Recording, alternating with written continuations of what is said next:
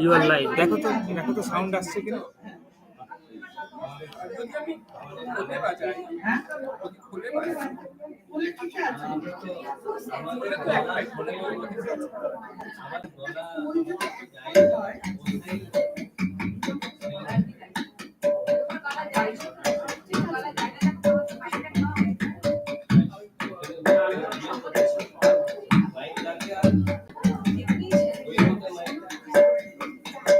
Sound আসছে?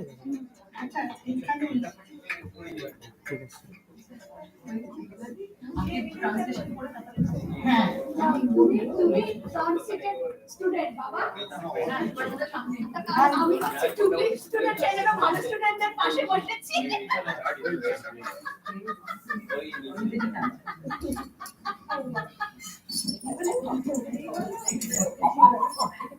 Hello hello hello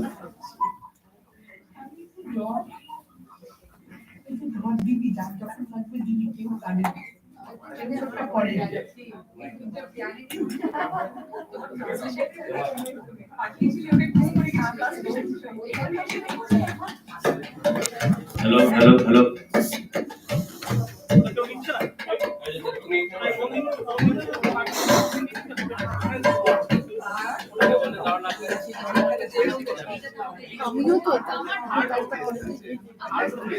hello hello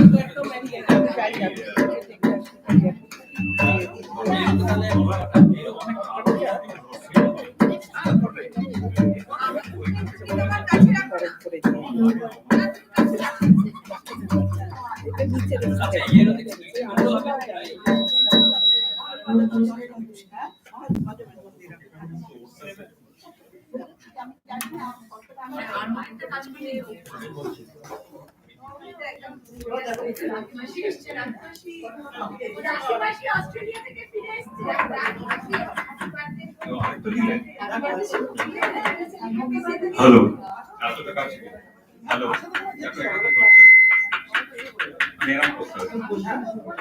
hello এইখানে এলে ধরছে তাহলে এটা ওকে দাও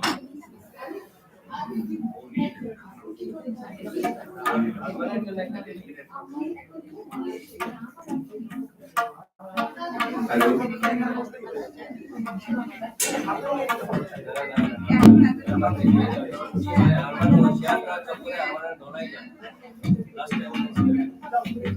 হ্যালো হ্যালো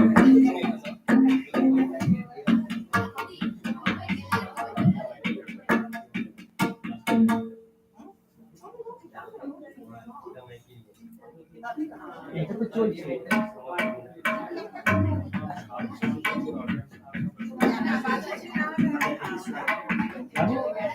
আচ্ছা, রেকর্ডিং চলছে।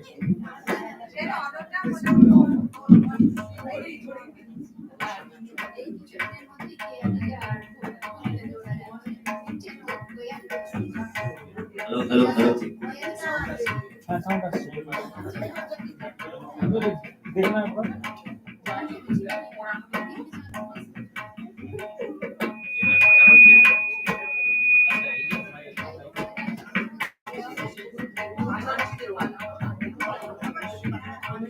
হ্যালো হ্যালো হ্যালো হ্যালো ঠিক আছে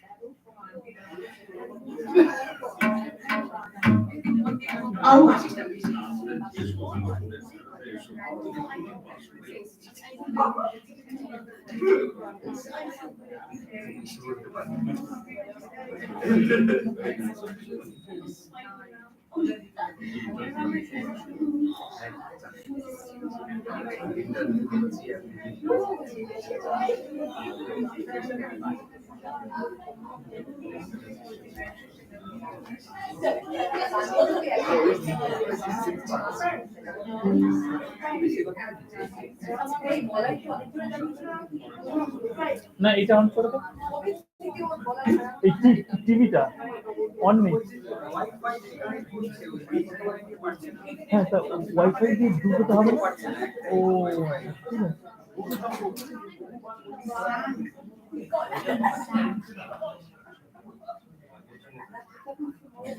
হ্যাঁ, তোমার সাউন্ড তো আছে। হ্যাঁ।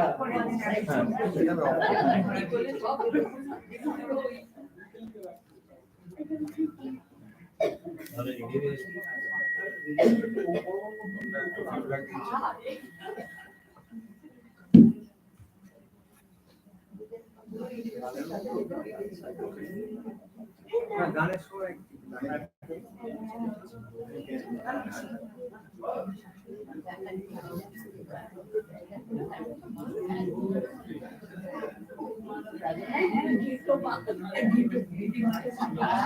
কষ্ট হচ্ছে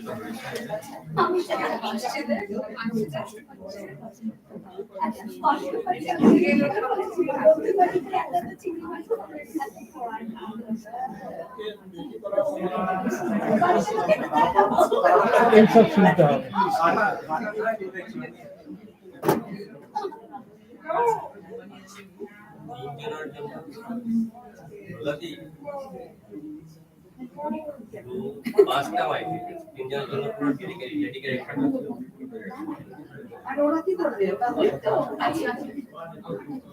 তোমরা কি ওয়্যারলেস মাইক নেবে? তোমরা কি ওয়্যারলেস মাইক নেবে? এই সাইডে বলে ওরা মাইক ইউজ করবে। তাই বললেন না আমাদের কখনো করেছে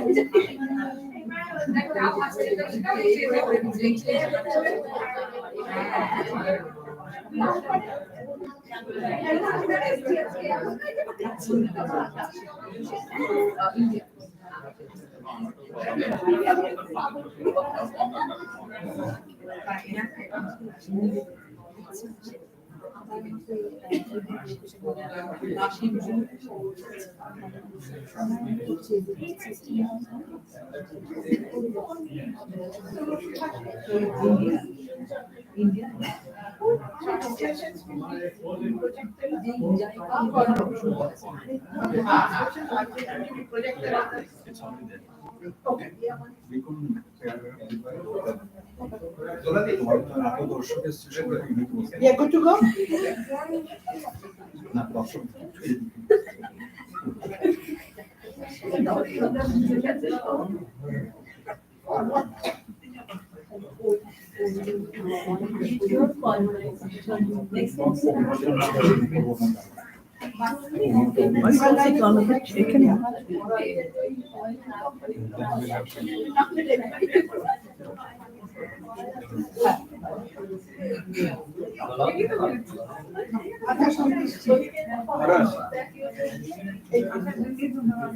এদিকেই বসা ভালো because of that my TV is not coordinated with this one. Yeah, So we could not bear of it both.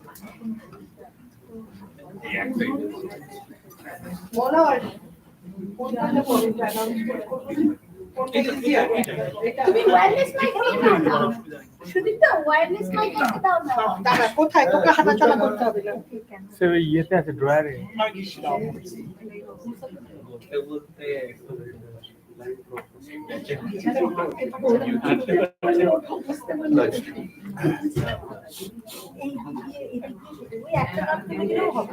একটু অন করে পেয়ার করে না, ওই অন করে একটু পেয়ার করে না।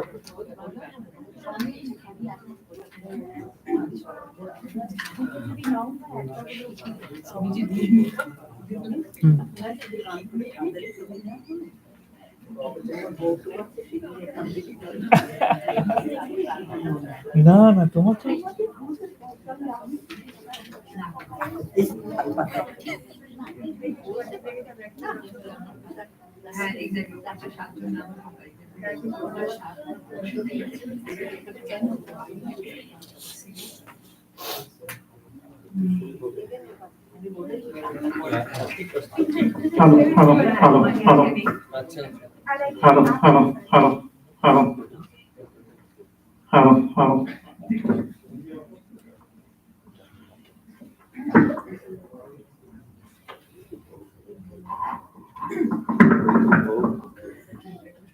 Good afternoon, everyone. Welcome to our today's program. Our heartiest welcome to the Shamijis for being here today, and a big thank to the choir members for coming here and performing with us today. So for today's program, we will begin with a choir program, songs, devotional songs, and after the songs, we will have the talk by the Shamijis, which will be followed by a combined Q&A session. And after that, we will take a break, small break, little break, and then you'll pick up the snacks and leave. But correct, Devashish? And yes, sorry, Arati. I'm sorry. After the break, there will be Arati, and followed by meditation, and then pick up the snacks before you leave. So without further ado, let us just begin with the choir program.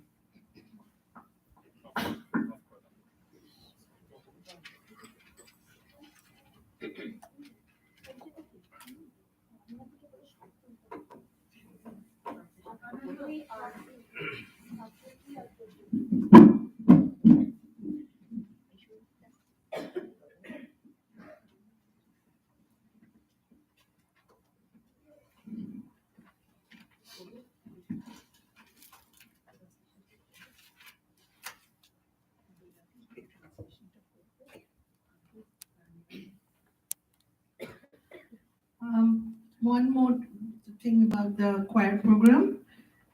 For every song, we will have translations of the songs projected on the TV on the left side. And we also want to mention that although this choir program is mostly by adult choir members, we do have one, at least youth choir member, who is also going to sing with us. And I'm very happy that she's doing that with us.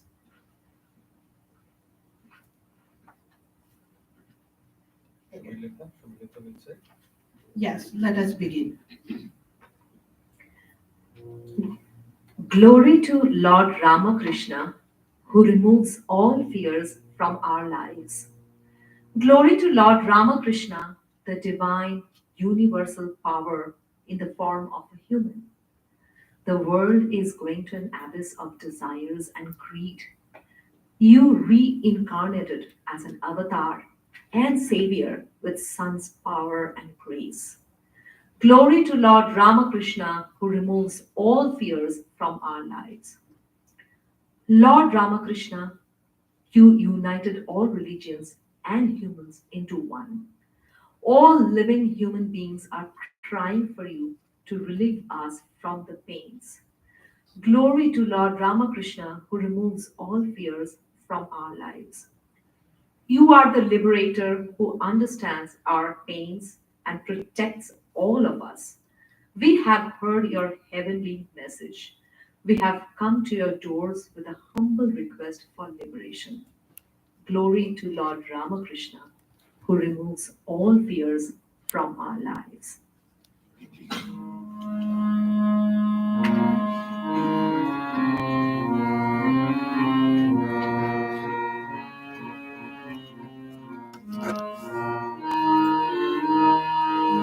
Jayatu Jayatu Rama Krishna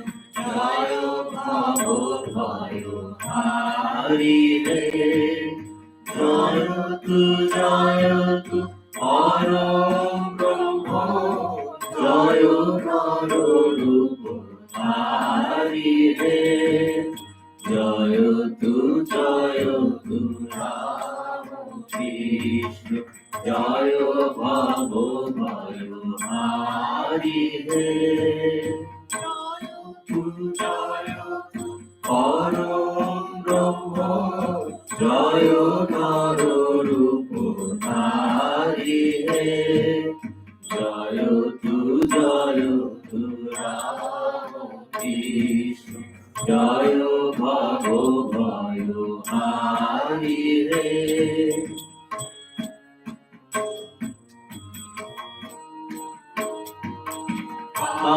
কাঞ্চন আধারে ধরণী ডুবিলে হে, উদিনে সূর্য অমৃত বীর্য, যুগে যুগে অবতরি হে, জয় তু রাম কৃষ্ণ, জয় ভব ভয় হারি হে।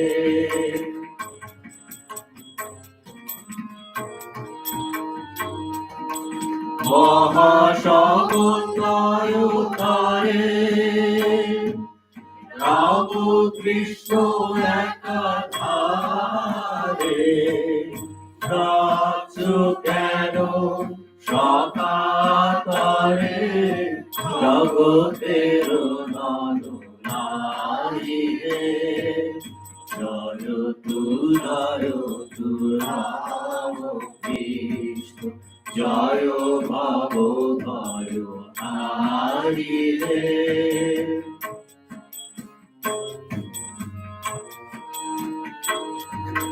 শুনেছি অভয় বাণী, তুমি জগৎ চিন্তাময়ী, তোমারি নারে অতি কাতরে, এসেছি জীবনী হারি হে, জয় তু রাম কৃষ্ণ, জয় ভব ভয় হারি হে, জয় তু পরম ব্রহ্ম, জয় নর রূপ ধারি হে, জয় তু রাম কৃষ্ণ, জয় ভব ভয় হারি হে, জয় ভব ভয় হারি হে, জয় ভব ভয় হারি হে।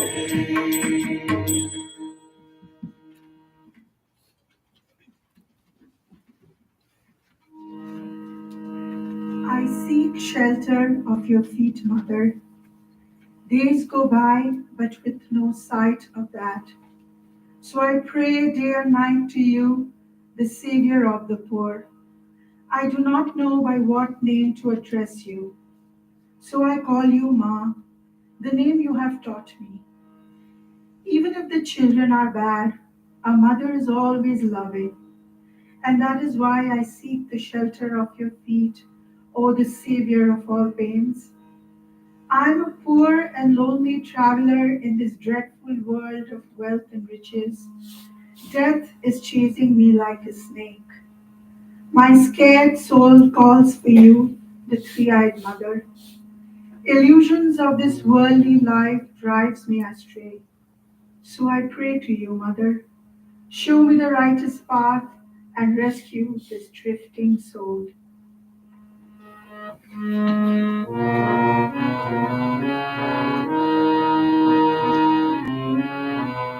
দেহি পদ কারণী জননী, দেহি পদ কারণী, দিন দিন যায় যে আসে না গো সেই দিন, দিন যায় যে আসে না গো সেই দিন, দিনে রেতে তাই তোকে ডাকি দিল তারিণী দেবী পদ চরণী জননী দেবী পদ চরণী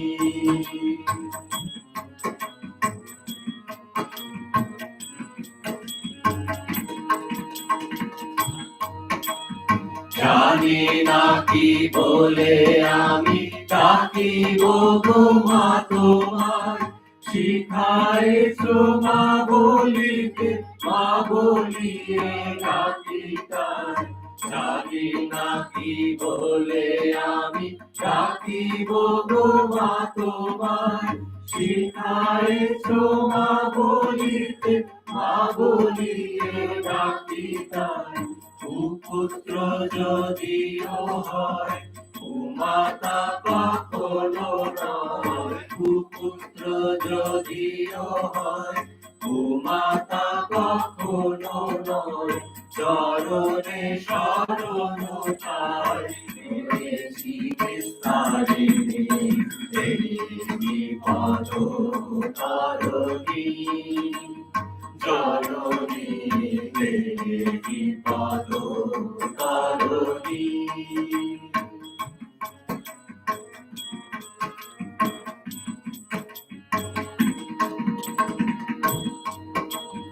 সংসার প্রান্তরে শ্মশান বাহিনী ঘুরে এদিন পথিক বসে বিষয় পাদ কোমলে সংসার প্রান্তরে শ্মশান বাহিনী ঘুরে এদিন পথিক বসে বিষয় পাদ কোমলে আসে ওই কাল কবি দোষীতে মোরে জননী আসে ওই কাল কবি দোষীতে মোরে জননী কাশিত পরাণে তার ছাতি মাতি নয়নী দেবী পদ তারিণী জননী দেবী পদ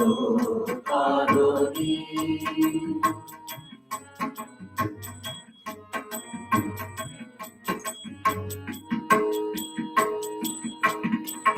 মায়া মায়া বিনি মোরে কুপথে লয়ে যায় দেখাও সুপথ মোরে সদা যদি সে জ্বালায় মায়া মায়া বিনি মোরে কুপথে লয়ে যায় দেখাও সুপথ মোরে সদা যদি সে জ্বালায় জয় জয় প্রাণ জয় তাই ডাকি মা তোমায় জয় জয় প্রাণ জয় তাই ডাকি মা তোমায় আকুলে করো মা তোলে ও বকুল দায়িনী দেবী পদ তারিণী জননী দেবী পদ তারিণী জননী দেবী পদ Tarini. Listen to the clarion call from our brave commander Vivekananda. So many soldiers are rushing in to answer to his call, inspired by his message of sacrifice. Who amongst you are willing to spend your life fighting the demons of worldly pleasures? In this world, consumed with selfishness, jealousy, and arguments, he has come to send the message of love. Oh my God, bless me so that I can follow your footsteps in the service to others.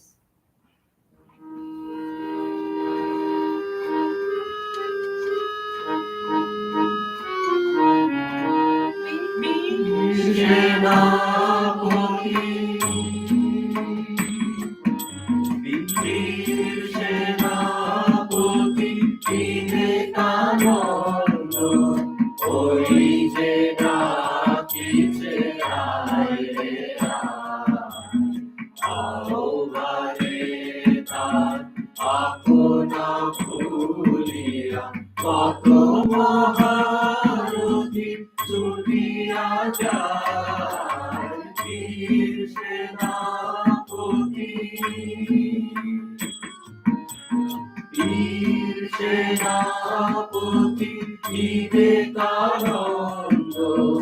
ওই যে ডাকিছে আয় রে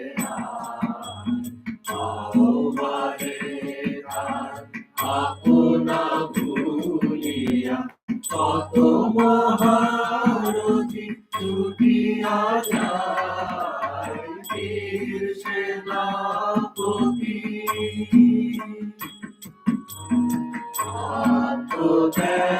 আত্মত্যাগের অগ্নিমন্ত্রে দীক্ষিত হয়ে নবীনতন্ত্রে আত্মত্যাগের অগ্নিমন্ত্রে দীক্ষিত হয়ে নবীনতন্ত্রে ভগবান জাত প্রহিত দলিতে আপনা শক্তিতে কে জাগিয়া বীর সেনাপতি সাতদণ্ড কোলাহল এনেছে জগতে শুধু হারা সাতদণ্ড কোলাহল এনেছে জগতে শুধু হারা নিভাতে আজিকে সেই রামায়ণ প্রেমবাড়ি সেজে এনেছে হাত এসো রে এসো করুণা নিধান আহো আজি মাম তনু মন প্রাণ এসো রে এসো করুণা নিধান আহো আজি মাম তনু মন প্রাণ কৃপা করি করো হে আশিস দান তবু কাজে যেন জীবন যায় বীর সেনাপতি বীর সেনাপতি বিবেকানন্দ ওই যে ডাকিছে আয় রে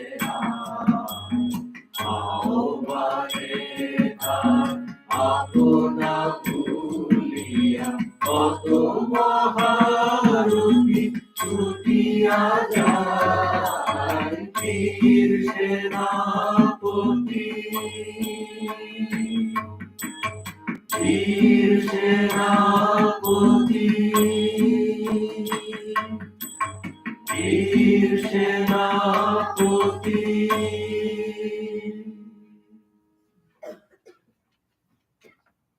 This song is comparing human beings with a woodcutter.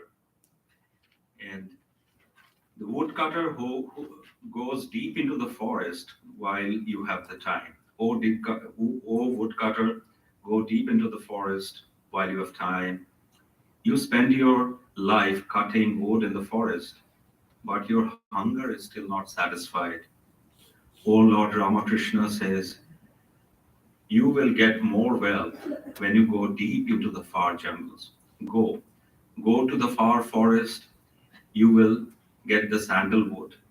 If you go further into the forest, you will find the silver mines and troves of precious jewels. However, you will realize the forest resides within your own body. If you don't find the internal forest, submit yourself to the feet of Lord Ramakrishna, who is blessed by Goddess Lakshmi.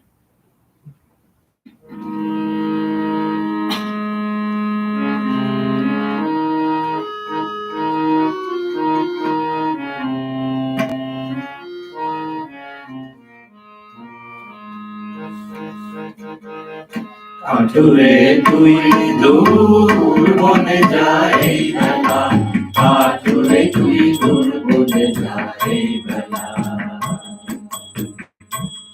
কাঠুরে তুই দূর বনে যাই বেলা, কাঠুরে তুই দূর বনে যাই বেলা। তুই কেটো বনে কাল কাটালি, তুই কেটো বনে কাল কাটালি, বুঝলো না যতর জ্বালা। কাঠুরে তুই দূর বনে যাই বেলা, কাঠুরে তুই দূর বনে যাই বেলা।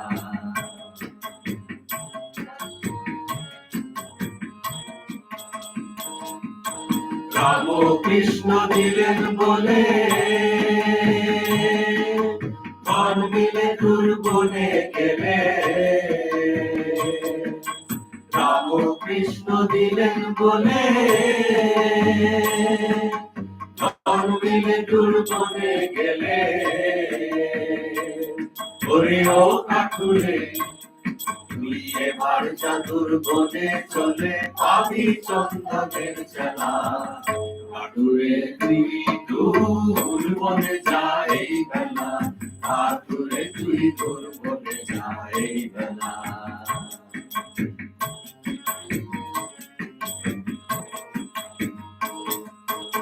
আরো যদি যাসে গিয়ে রাজত খনি দেখবি গিয়ে, আরো যদি যাসে গিয়ে রাজত খনি দেখবি গিয়ে। ওরে ও কাঠুরে ও তারে সোনা হিরে মনি মানিক রতন বালা। কাঠুরে তুই দূর বনে যাই বেলা, কাঠুরে তুই দূর বনে যাই বেলা।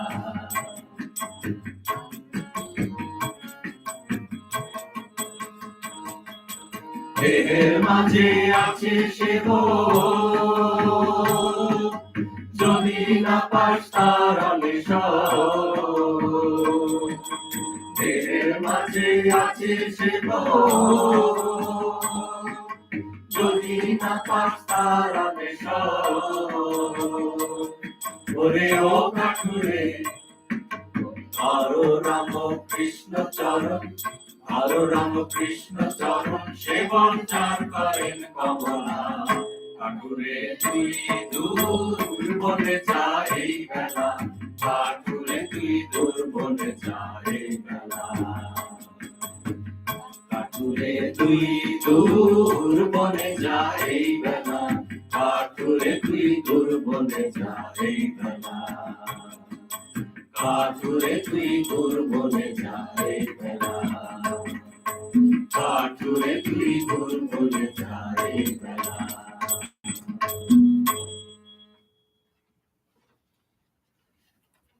The black bee of my mind is drawn in sheer delight to the blue lotus flower of Mother Shama's feet, the blue flower of the feet of Gandhi. Tasteless to the bee are the blossoms of desire. The mother's feet are black, and black too is the bee. One black becomes one with another black. This much mystery my mortal eyes behold, then hastily retreat. Komala Konto's hopes are answered in the end. He swims in the sea of bliss, unmoved by joy or pain. This song and the following two songs are from Kathamrita.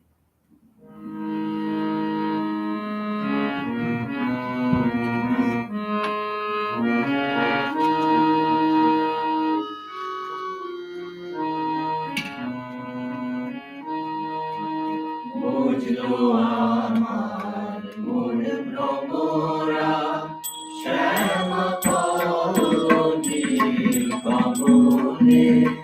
বুঝলো আমার মন ভ্রমরা, শ্যামা নীল কমলে। শ্যামা নীল কমলে, কালি নীল কমলে।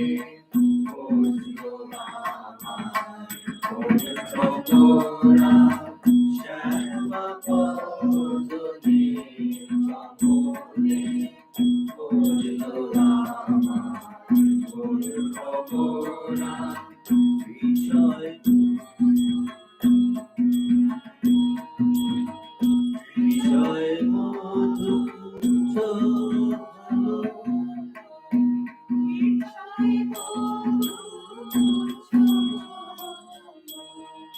Amadi কুসুম সকলে বুঝলো আমার ভোরা আমার পদনি কমলে বুঝলো আমার ভোরা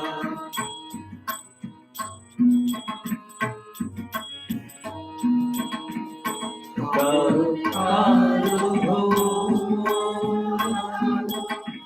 কারো কারো মিশে গেল কারো কারো কালো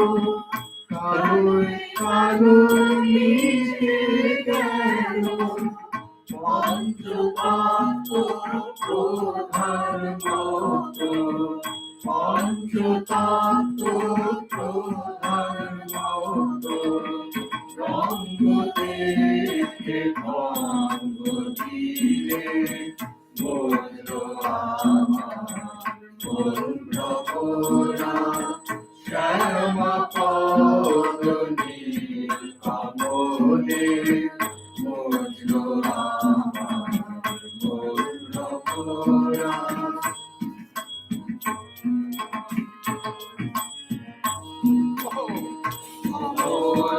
কান্তের মনে আশা পূর্ণ এত দিনে কান্তের মনে আশা পূর্ণ এত দিনে সুখ দুঃখ সমান হলো সুখ দুঃখ সমান হলো আনন্দ সাগর মনে বুঝলো আমার মন ভ্রমরা শ্যামা পদনি কমলে বুঝলো আমার মন ভ্রমরা বুঝলো আমার মন ভ্রমরা বুঝলো আমার মন ভ্রমরা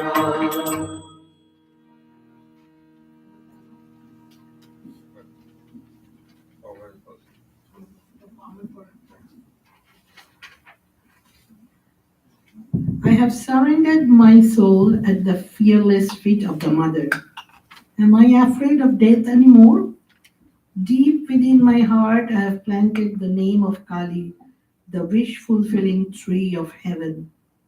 My body I have sold in the marketplace of the world, and with it I have bought Sri Durga's name. I have cast out from me my 6 unflagging foes. When Yama, the king of death, appears, I shall open my heart and show him that.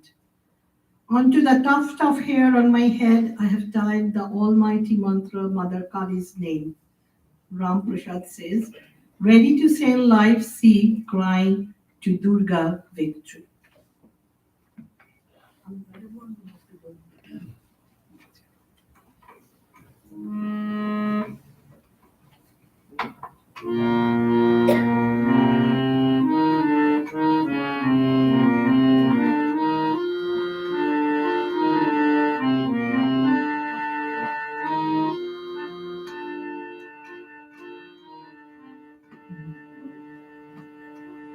অভয় পদে প্রাণ সপেছি অভয় পদে প্রাণ সপেছি আমি আর কি জমের ভয় রেখেছি অভয় পদে প্রাণ সপেছি কালী নাম গল্প তরু হৃদয় রোপণ করেছি কালী নাম কল্প তরু হৃদয় রোপণ করেছি আমি দেহ বেঁচে ভবের হাটে দুর্গা নাম কিনেছি আমি দেহ বেঁচে ভবের হাটে দুর্গা নাম কিনেছি অভয়ে পদে প্রাণ সপেছি অভয়ে পদে প্রাণ সপেছি দেহের মধ্যে ছজন কুজন তাদের ঘরে দূর করেছি দেহের মধ্যে ছজন কুজন তাদের ঘরে দূর করেছি এবার সমনে হৃদয় খুলে দেখাবো তাই বসে আছি এবার সমনে হৃদয় খুলে দেখাবো তাই বসে আছি অভয়ে পদে প্রাণ সপেছি অভয়ে পদে প্রাণ সপেছি কালী নাম মহামন্ত্র আত্মশির শিখাই বেঁধেছি কালী নাম মহামন্ত্র আত্মশির শিখাই বেঁধেছি সন্তোষাদ বলে দুর্গা বলে যাত্রা করে বসে আছি রামপ্রসাদ বলে দুর্গা বলে যাত্রা করে বসে আছি অভয়ে পদে প্রাণ সপেছি অভয়ে পদে প্রাণ সপেছি আমি আর কি জমের ভয় রেখেছি আমি আর কি জমের ভয় রেখেছি অভয়ে প্রাণ সপেছি অভয়ে পদে প্রাণ সপেছি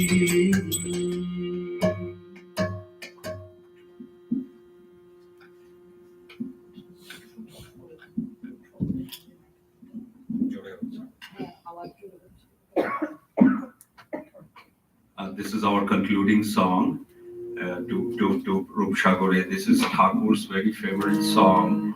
He used to dance and he used to get into a trance while singing this song. Dive deep, O mind, dive deep in the ocean of God's beauty. If you descend into the uttermost depths, there you will find the gem of love. Go seek, O mind, go seek Vrindavan in your heart, where with his loving devotees, Sri Krishna sports eternally. Light up, O mind, light up, true wisdom's shining lamp, and let it burn with steady flame, unceasingly within your heart.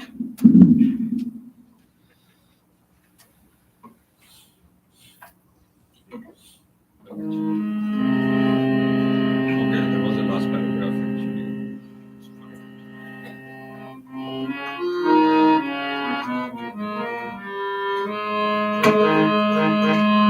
ডুব ডুব ডুব সাগরে আমার মন ডুব ডুব ডুব ডুব সাগরে আমার মন তলাতল পাতাল খুঁজলে তলাতল পাতাল খুঁজলে পাবি রে প্রেম রত্ন পাবি রে প্রেম রত্ন ডুব ডুব ডুব ডুব সাগরে আমার মন ডুব ডুব ডুব ডুব সাগরে আমার মন খুশ খুশ খোঁজ খুঁজলে পাবি হৃদয় মাঝে বৃন্দাবন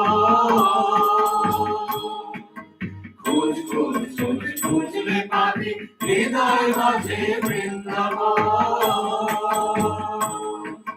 দীপ দীপ দীপ জ্ঞানের বাতি দীপ দীপ দীপ জ্ঞানের বাতি জ্বলবে দিতে অনন্তম সাগরে আমার মন ডুব ডুব ডুব ডুব সাগরে আমার মন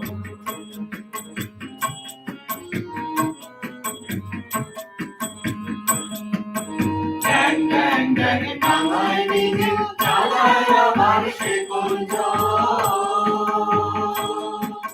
ড্যাং ড্যাং ড্যাং টাঙায় দিকে চালায় আবার সে কুঞ্জ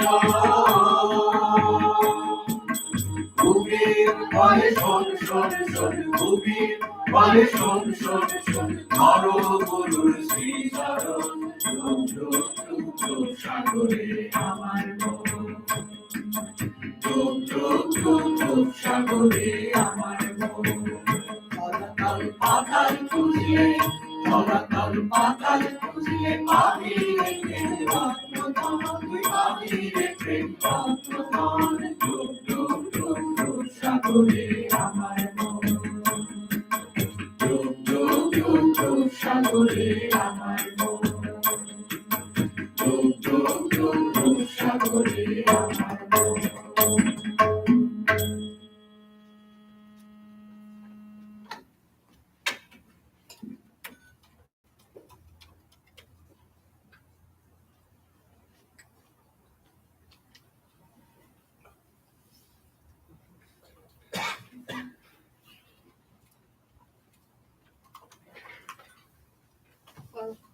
Hello. Hello. Hello.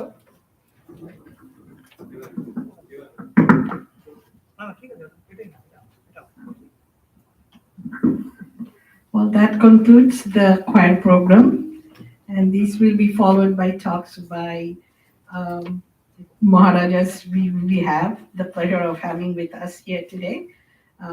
We have here with us Reverend Swami Atmajnananandaji.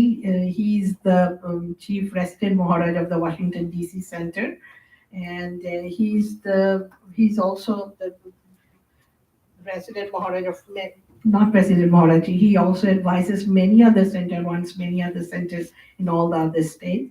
And he has been with us, been our spiritual guide, along with Reverend Swami Sarvadevanandaji Maharaj from the very inception of this center. And we are really fortunate and thankful to Maharaj for that. And we thank him for being able to come here with us and spend time with us this weekend.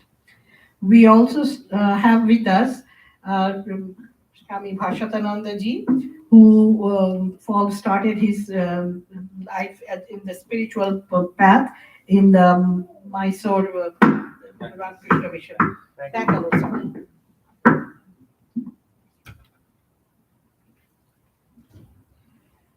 And then he was at Mayavati for 10 years, followed by the next 15 years at Gesellschaft in Germany. And now he is the resident Maharaj Swami in Washington, D.C. And Maharaj is very quiet temperament, but he exudes the calmness and wisdom of a senior Swami. The topic of the talk by, this is what I was. No, the topic of the talk by Swami Bhashatanandaji will be Vivekananda, Vedanta and West. And the topic of the talk by Swami Atmanandaji, it will be Stranger in a Strange Land. Please note that the combined question answer session will be after both these talks are completed, after which we will take a break. With that, I'll invite Swami Bhashatanandaji. Invite Swami Bhashatanandaji to give his talk.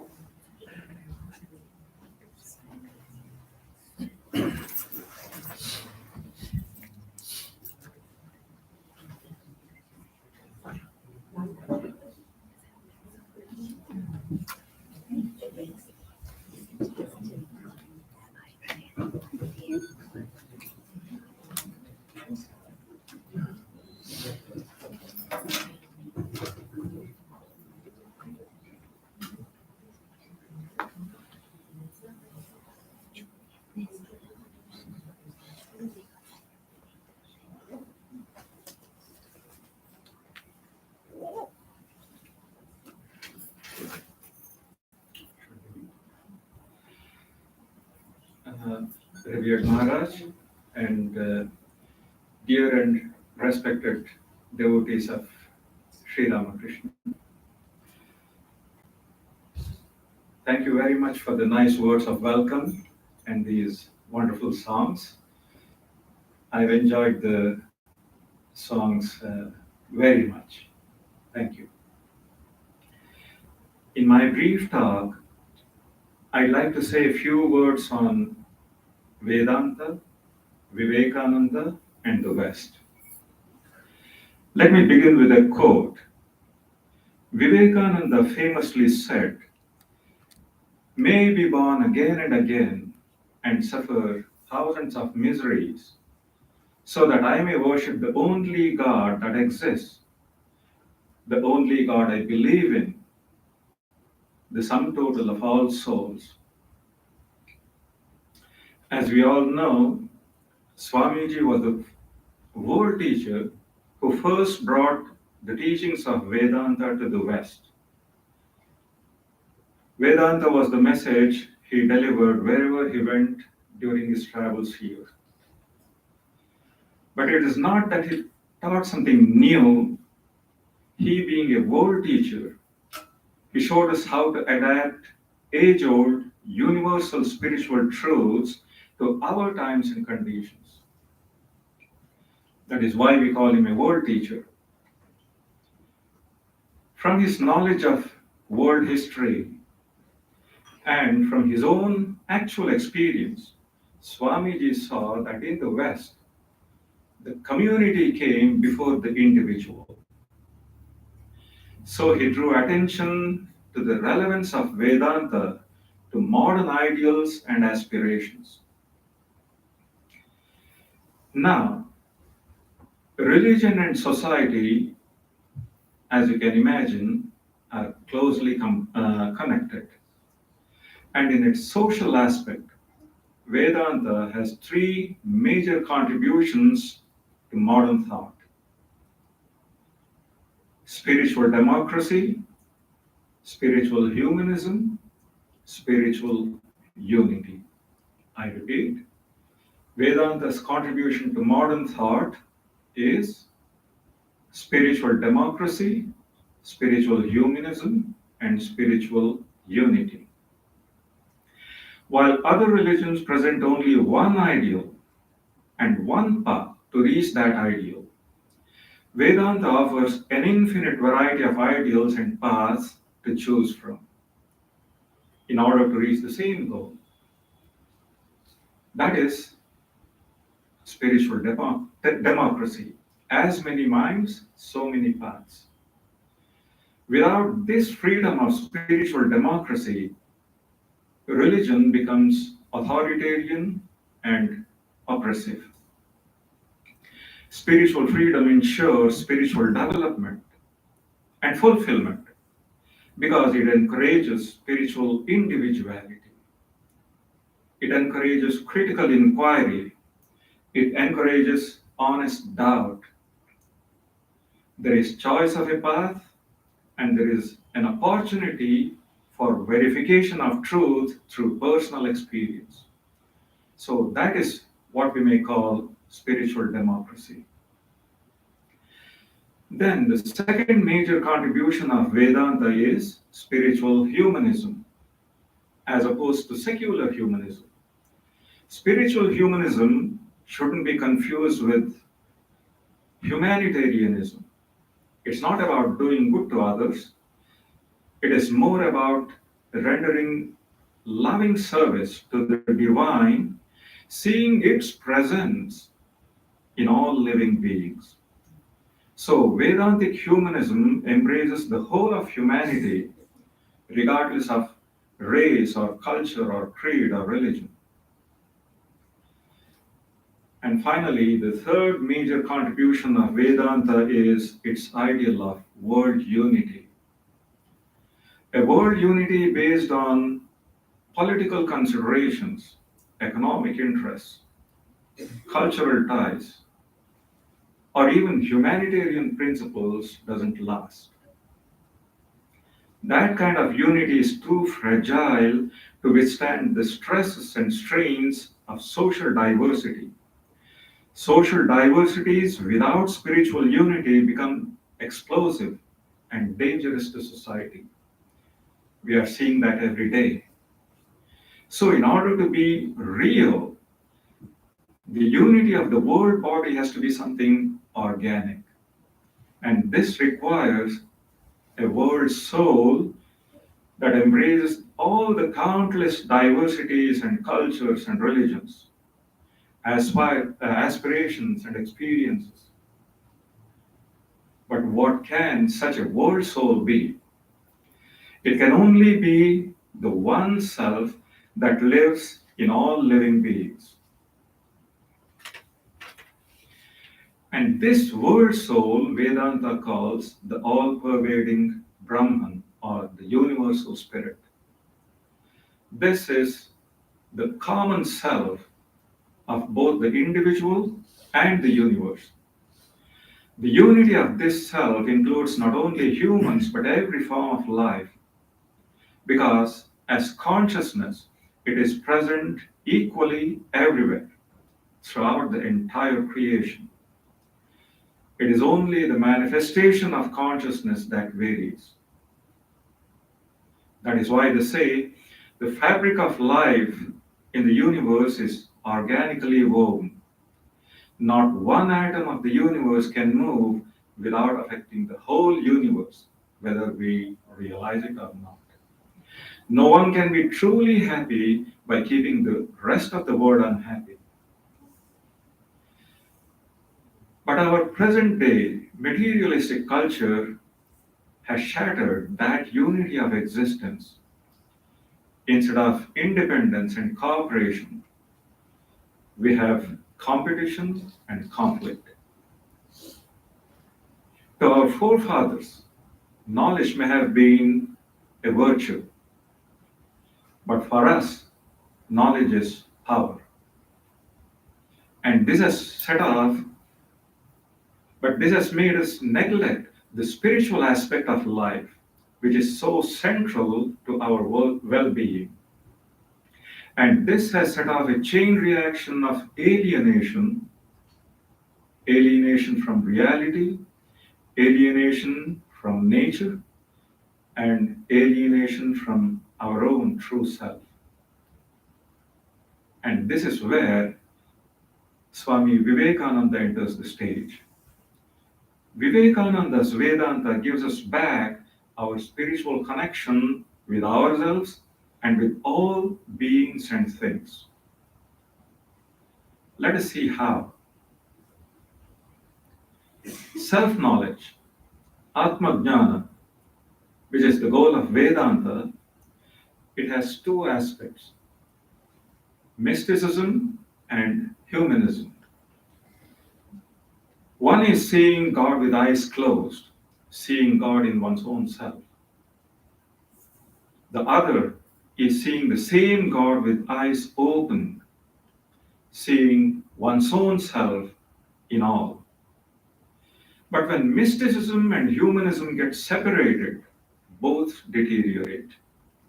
Mysticism turns into a kind of dreamy search for moksha, somewhere beyond the clouds. And humanism turns into a kind of egotistic welfare work. But mere philanthropy can never substitute for spirituality. It can never fill the spiritual void within. When spirituality subsides, materialism inevitably rises. So mysticism without humanism is useless, and humanism without mysticism is hypocritical. Swamiji said, holiness is worthless unless it brings happiness. Filling the empty stomach must come before filling the empty heart.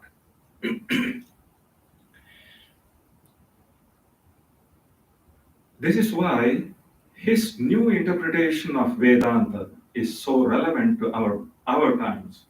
Swamiji is a genuine synthesis of the cultures of the East and the West.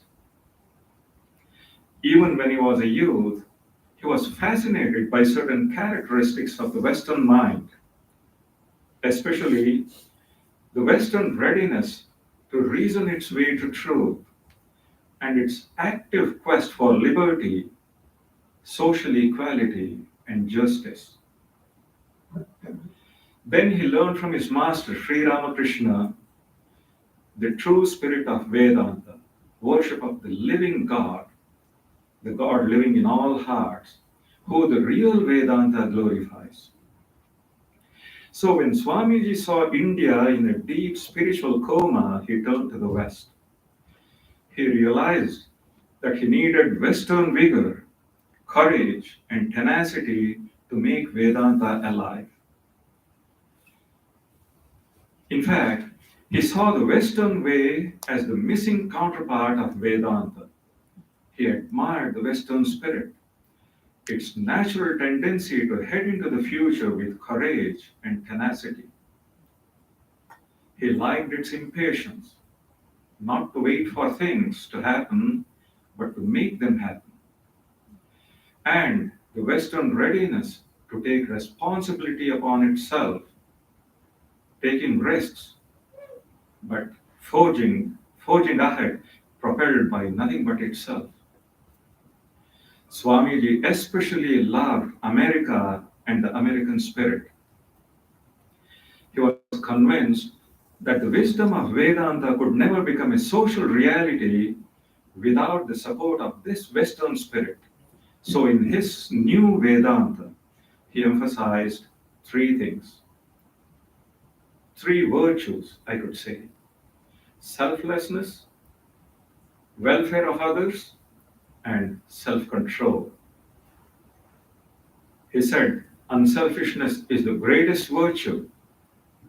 Working for the good of others is the highest worship, and self-control is the best austerity. The most important feature of this new Vedanta of Vivekananda is its practicability.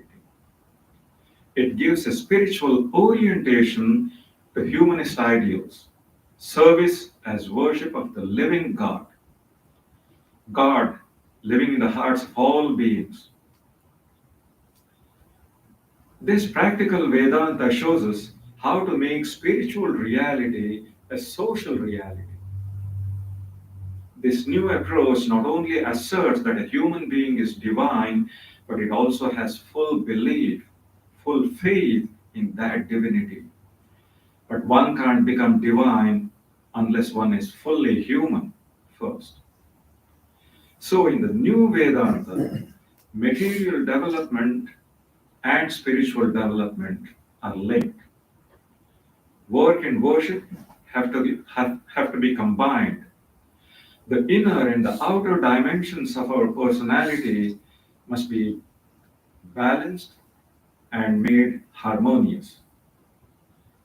This is what is meant when we say practical Vedanta is an active spiritual quest. So we see that practical Vedanta is no armchair philosophy, it's a guideline for robust living, for being divine and also fully human. This Vedanta Swamiji foresaw as the future religion. We can see how right he was. Since his time, Vedanta has silently but surely influenced the thought currents of the world.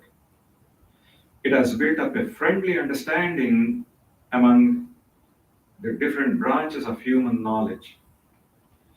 It has built we see that today's religions are in a process of continuous dialogue. Even in non-religious movements like conservation and environmental organizations, it is the voice of Vedanta that we hear. There is more consciousness of world unity at the present time than ever before.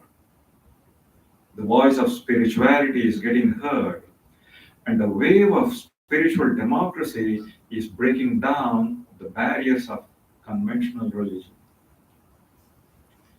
So Vivekananda was a worshipper of the living God. He actually brought spiritual light down from heaven and lit it up here on earth in the hearts of all. The shifting of the light of God from a far-off heaven to the human heart, this marks a momentous advance in the spiritual history of the world. He once said, "I shall not cease to work. I shall inspire men and women everywhere until the world shall know that it is one with God." May the life, work, and teachings of the great Swamiji inspire us and guide us along the path of this higher, true Vedanta. Thank you.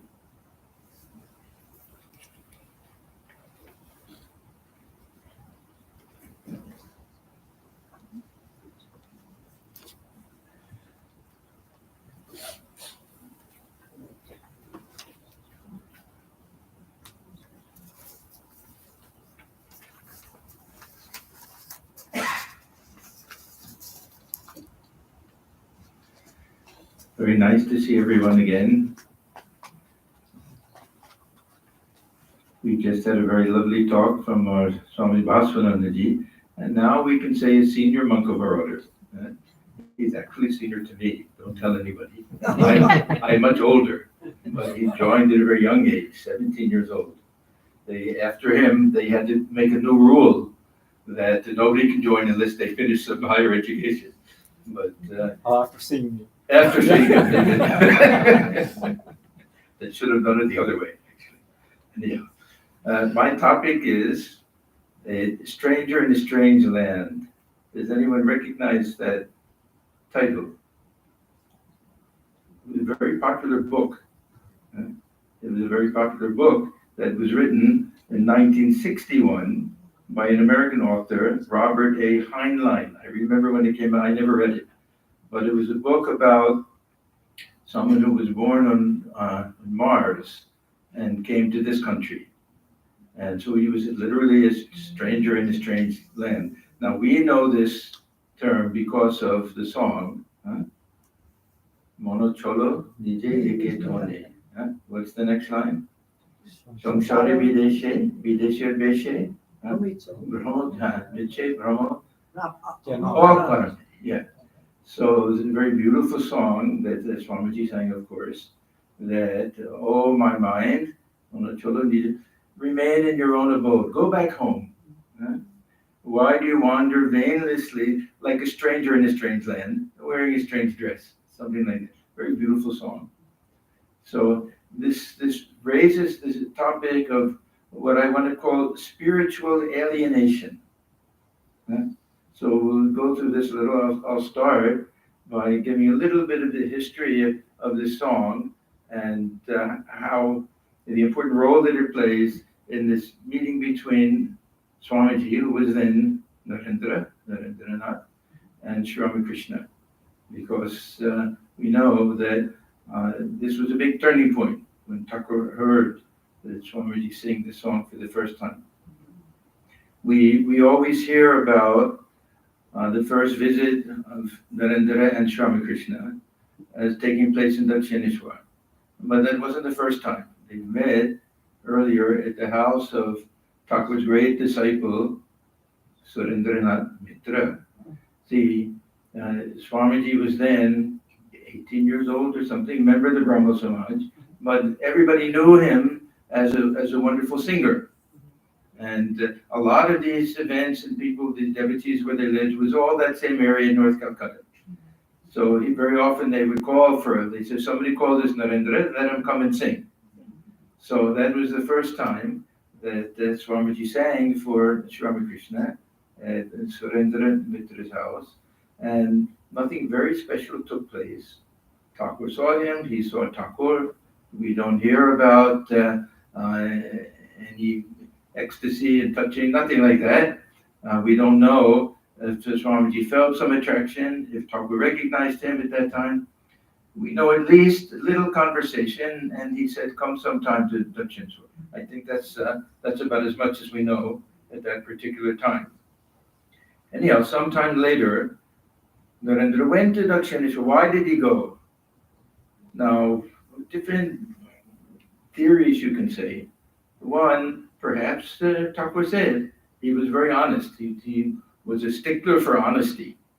We recently read an interesting story, an incident that I had never heard before, that Thakur said, come next week, one day or something, and Swamiji said, yes, I'll come at 3 o'clock, something like that. So they saw that Swamiji had come 2 o'clock, something like that, and he was waiting. He didn't come to see Sri Ramakrishna. He was waiting outside the gate. Somebody came and said, why are you waiting here? He said, I would come at 3 o'clock, and now it's 2 o'clock. So he was a very stickler for truth. So maybe Thakur said, come see me sometime. He said yes, so he decided to go. The other thing we know is that as a member of the Brahmo Samaj, Swamiji would have known about Sri Ramakrishna through Keshav Chandra Sen, who was at that time very devoted to Sri Ramakrishna and who used to write about him in their periodical that they put out. What was it? Shulab Samachar. Yeah. So he may have known about him, Thakur, from that. And so there was a great interest in him at that time. And other interesting thing is that one day in one of Swamiji's literature classes, there was one Professor Hastings, that he was actually the principal or something, and the real teacher wasn't there that day, so he took over, and they were discussing the poetry of Wordsworth. Wordsworth was they call it nature mysticism type of poetry, something like that. And the poem was somehow about those who just see nature go into some ecstatic state, something like that. So this professor said, if you want to see somebody who enters into that type of state, go to Dakshineshwar and see the Sri Ramakrishna. So some people feel that was one reason why Swamiji went. But in any event, Swamiji went one day. This would have been in 1881, one day. And we have an account, 81. He went a year before M went. Rakal Maharaj, Swami Brahmananda, he went first, I think 81, and then shortly after that Swamiji, and then many others came after that. And this is an account of that first meeting by Sri Ramakrishna himself. He said, Narendra entered this room by the western door. He seemed careless about his body and dress, and unlike other people, unmindful of the external world. His eyes bespoke an introspective mind, as if some part of it were always concentrated upon something within. I was surprised to find such a spiritual soul coming from the material atmosphere of Calcutta. A mat was spread on the floor. He sat on it just near the place where you now see the big jar containing the water of the Ganga. Even now you can see that this is also that very same place where Thakur worshipped Holy Mother, the Shodashi Puja. It's a very sacred little piece of ground. The friends with whom he had come appeared to be ordinary young men with the usual tendencies towards enjoyment. He sang a few Bengali songs at my request. One of them was a common song of the Brahmo Samaj, written by Ayodhyanath Pakrash. So this is that song, Mono Chalo. Let us go back once more, O mind, to our own abode. Here in this foreign land of earth, why should we wander aimlessly in strangers' guise? These living beings round about and the five elements are strangers to you, all of them. None is your own. Why do you thus forget yourself in love with strangers, O my mind? Why do you thus forget your own? Ascend the path of truth, O mind. Unflaggingly climb with love as the lamp to light your way. As your provision for the journey, bring with you the virtues carefully concealed, for like two highwaymen, greed and delusion wait to rob you of your wealth, and keep beside you constantly as guards to shelter you from harm, calmness of mind, and self-control. Companionship with the holy men will be for you a welcome rest house by the road. There, rest your weary limbs a while, asking your way, if ever you should be in doubt of him who watches there. If anything along the path should frighten you, then loudly shout the name of the Lord, for he is the ruler of that road, and even death must bow to him. So we can picture this whole thing taking place in that little room where Thakur was. And we know Thakur before this event had some vision that Swamiji would come. A very wonderful vision that he was a small child and he went to that realm of the formless, and he saw the seven sages there, and the Swamiji was one of them. So he was waiting. Now he found this Monavanus, this man of his heart. He's been waiting for him to come. So then Thakur continues. He sang the song with his whole heart and put such pathos in it that I could no longer control myself, but fell into an ecstatic mood. Then he took leave, but after that I felt such a constant agonizing desire to see him. At times the pain would be so excruciating that I felt as if my heart were being squeezed like a wet towel. Then I could no longer check myself. I ran to the northern quarter of the garden, a rather unfrequented place, and there cried at the top of my voice, "Oh, my darling, come to me. I cannot live without seeing you." After some time, I felt better. This state of things continued for 6 months. Now, Swamiji came in between that. It wasn't, the next visit was 6 months later. There were other boys who also came here. I felt greatly drawn toward some of them, but nothing like the way I was attracted toward Narendra. This is on the side of Sri Ramakrishna. What about the side of Swamiji? What did he think? What would anybody think? Thakur took him outside and addressed him, "Oh, my Lord, you've come, we waited so long for you," and everything. He thought, what is this person I'm standing in front of? Anyhow, Swamiji, he told some of his friends later, though with some reserve, "Well, I sang that song, but shortly after he suddenly rose and taking me by the hand, led me to the northern veranda, shutting the door behind him. It was locked from the outside, so we were alone. I thought that he would give me some private instructions, but to my utter surprise, he began to shed profuse tears of joy as he held my hand and, addressing me most tenderly, as one long familiar to him, said, 'Ah, you come so late. How could you be so unkind as to keep me waiting so long?' See, Thakur had the vision that this great sage, some light came and it went to this North Calcutta, Shimla area and everything. He knows that he'll be born there, and he's waiting and waiting for him to come. My ears are well-nigh burned in listening to the profane talks of worldly people. Oh, how I yearn to unburden my mind to one who can appreciate my innermost experience." Thus he went on amid sobs. The next moment he stood before me with folded hands and began to address me. "Lord, I know you are the ancient sage, Nara, the incarnation of Narayana, born on earth to remove the miseries of mankind. and so on. So this was that first real meeting between the two. Swamiji didn't know what to make of him. He thought, I never saw such a holy person before, but is half mad. That how can he talk to the ordinary person, that nobody? Swamiji was a little humble. And how could he talk to me that way? But that attraction was there. So Thakur said, you come again, so he came. And we know so many things happened. Thakur touched him, put him in the divine state. He asked him all these questions. Why have you come? How long will you live? What is the purpose of your visit here on earth? The stranger from a strange land. And got all the answers that he knew from his vision earlier. So this is part of that lila, that divine play that we have. Okay, now I want to get to the topic of this song. What does it mean to be a stranger in a strange land and a strange garb?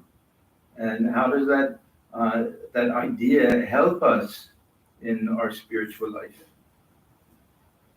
We know a little about this alienation. It's become a rather worrisome phenomenon nowadays. We have with us Teresa. She works with the school kids, psychologist. So you must deal with this all of the time. There's especially a problem with young kids, with teenagers, right? This feeling of alienation, that we don't belong anywhere, we don't fit in. It's a very serious problem. I don't want to make light of it, and I don't want to encourage people, try to make your kids feel that they're alienated. Nothing like that, because it's a very serious thing. Many suicides occur even because of this. So the serious thing from the social point of view. But from a spiritual point of view, it's a bit of a recognition of this ultimate reality. And I think everybody has a little bit of this feeling that we don't belong, we don't fit in, either from a social point of view or from some spiritual, existential point of view. I remember when we were in high school, we had a group of close friends. We had a little clique, you could say. We kept among ourselves a little bit and everything. And there was the other group that big athletes and cheerleaders and all of that, popular kids. And, we thought. I remember a very interesting thing. I never went to any reunion. Every year or 5 years there would be a reunion with all the high school kids and everything. But one year, one of my friends went just for fun, just to see. And he went up to one of the kids that we knew. We were friendly with him. He was a quarterback. He was a star quarterback on the football team. But he came from a family of immigrants. They were Armenian. We didn't know any of this in those days. Anyhow, this friend of mine was talking to him, and he was saying how, we were a little jealous of you, how we admired you, envied you. You were the big shot, big man on campus and everything, with the girlfriends and this and that. And he said, I also thought that you were the popular ones. I always felt like an outsider. The parents didn't speak very good English and everything. And then it was a real shock, a real realization that everybody feels that they're a little bit alienated, even the ones that we think fit in so well and everything.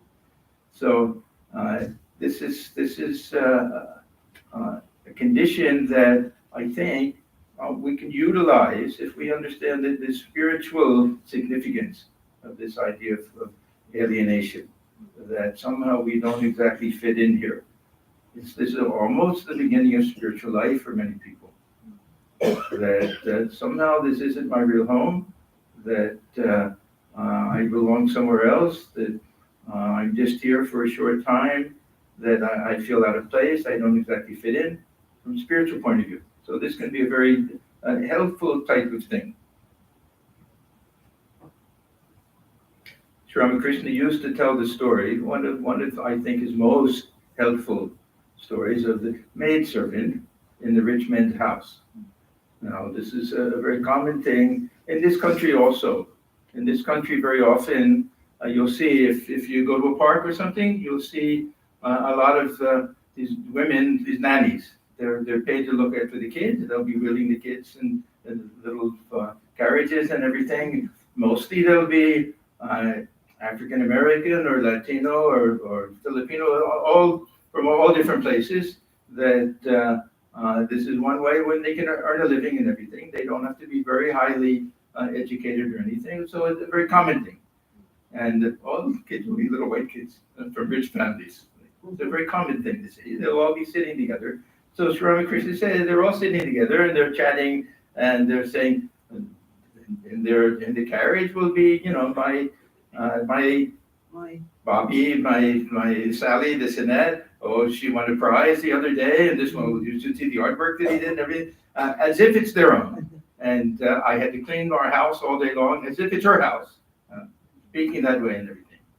And then Thakur said, but deep down they know, this isn't my child, this isn't my house.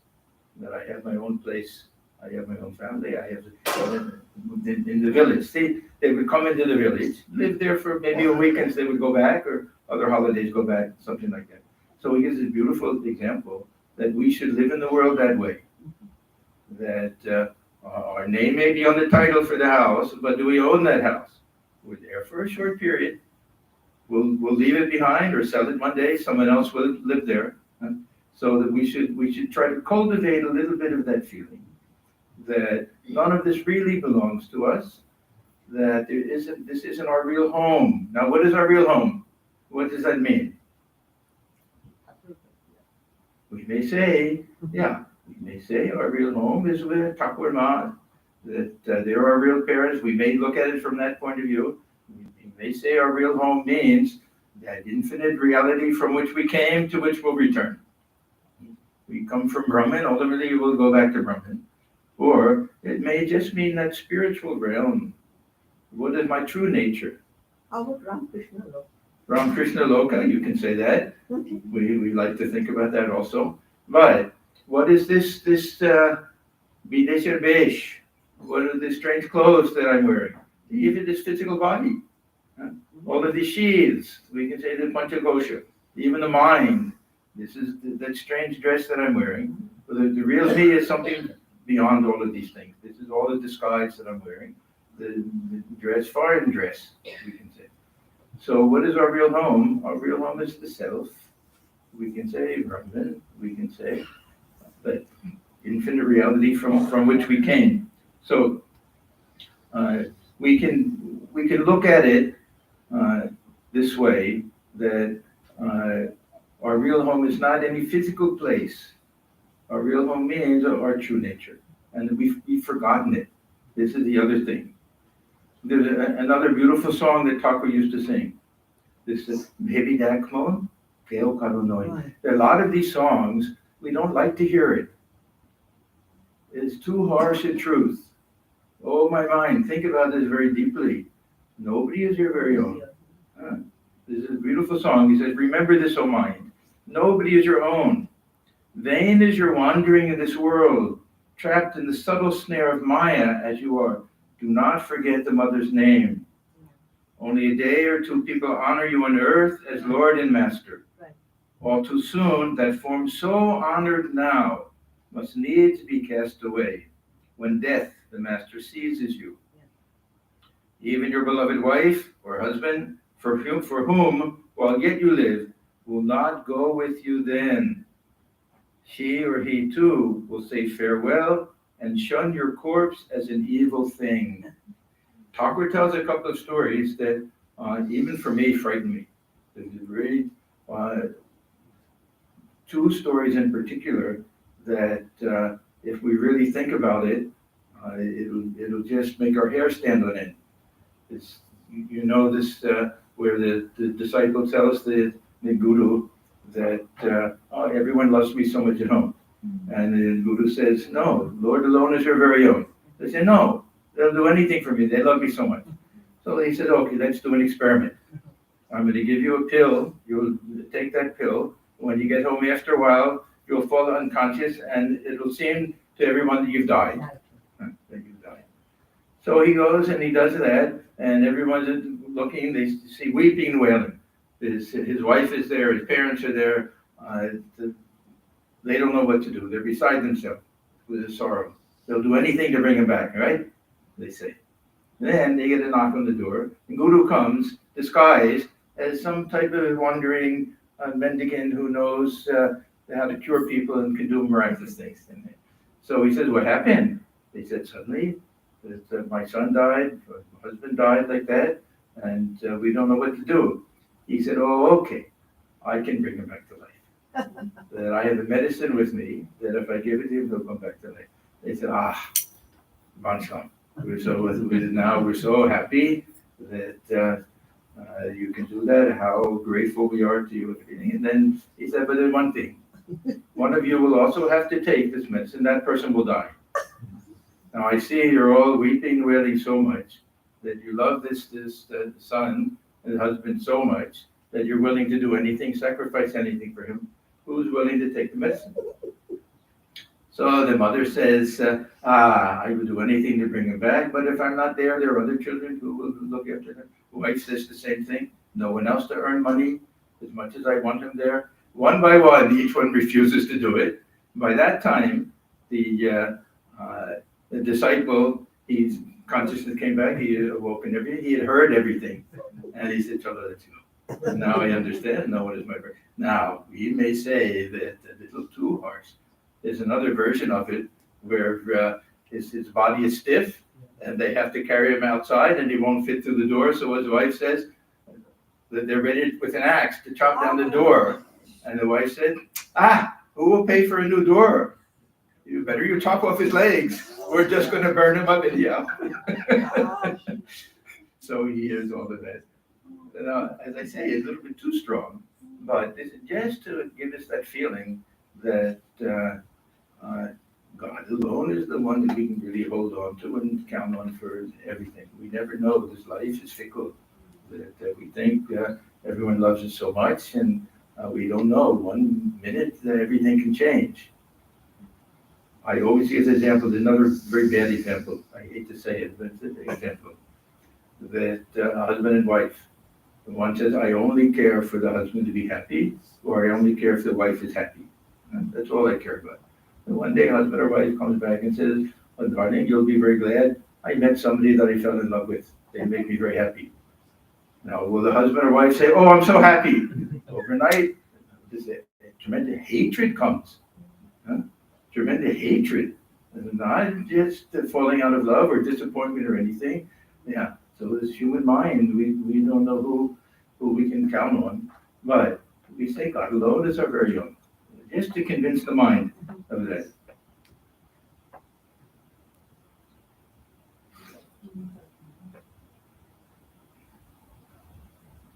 Now, if this is all there is, this negative side, then we're in trouble.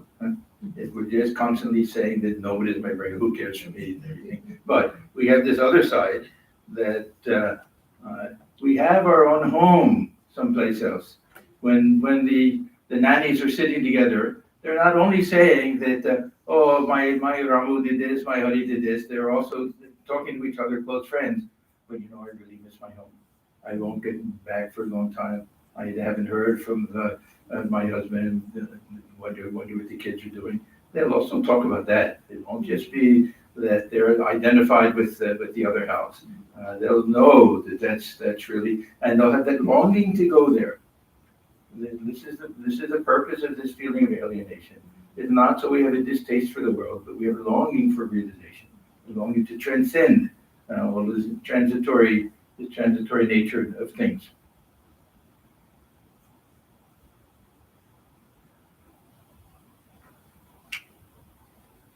So this idea that Thakur says that a part of the mind of this maidservant is always on her home.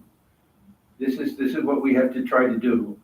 And not always think of the negative side of things, but constantly let the mind dwell on what we consider to be our real home. Now, if we like this idea of lila, I like this idea very much, idea of lila, then our home can be Thakur's room in Dakshineshwar. This is my own little special thing that saves me. That I like to feel that part of the mind is dwelling there all of the time. This will come. I'll tell you the secret. It will come from reading the gospel, reading Kotamrita, the gospel of Swami Krishna. When I first discovered the gospel, I developed a kind of addiction to it. I would read it over and over and over and over again. I would read for at least an hour every night. And then when I would sit for meditation, immediately I was in Thakur's room. Immediately. And when I would stop reading, it was like, oh, I can't wait till tomorrow night. I'll get to go see him again. So part of the mind is in his room all of the time. So this is that maidservant remembering that. So we can do it that way also. There's a very nice verse from Gita, chapter 12. This is one of my favorite verses that says, Mayeva mana adhatsva, that place your mind in me. My buddhim, fix your buddhi in me. Navishishisi mayeva. You'll live in me, you'll dwell in me, ata udvam, from now on. The samshaya. There's no doubt about that. So I often think when somebody asks us, where do you live? What does it mean? Where do we live? Where the physical body is. Yeah, we can give that type of answer. Yeah, I live in Silver Spring, Maryland. But if we're talking about the mind, where's the mind? And then we can say, the mind, yeah. And what year is it? 1882, 83, 84, 85, like that. Yeah. This idea of lila, eternal lila, nitya lila, that play is going on even now. That we can have that feeling. We don't want to try to demonstrate this scientifically. Where is it taking place? It's not like that. Within our heart, it's taking place. But if that's where the mind is, that's where we live. That's where we go. That's our real home. So we can look at it that way.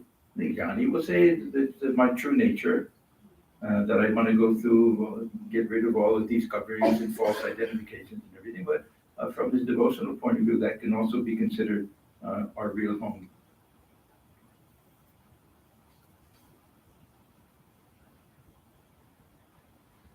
So this is where we want to go. This, as I say, this false address that we have is this own physical body, and our culture and our language and all of the things that we identify with. These are all these false coverings. We talk about this panchakosha. We have far more than 5 coverings. That it's not just the mind and the senses and everything in the body. Then we cover that over with our ethnicity, with our language, with our race, with our culture, with our political party, all of these things that we identify with. And this is that stranger's garb, because we have an existence that transcends all of that. And that's constantly changing. And it will one day, the body will one day be dust and ashes. It will just be yeah, and just a couple of pounds of ashes. That's all the body will be. But we have an existence that transcends all of that. That's our real nature. That infinite, absolute, immortal self that we have, that's our real nature. Or if we want to say my real nature, I'm a child of the Divine Mother. Child of the Divine Mother. I'm a child of Thakur and Ma, my mother and father. We can have that type of attitude also.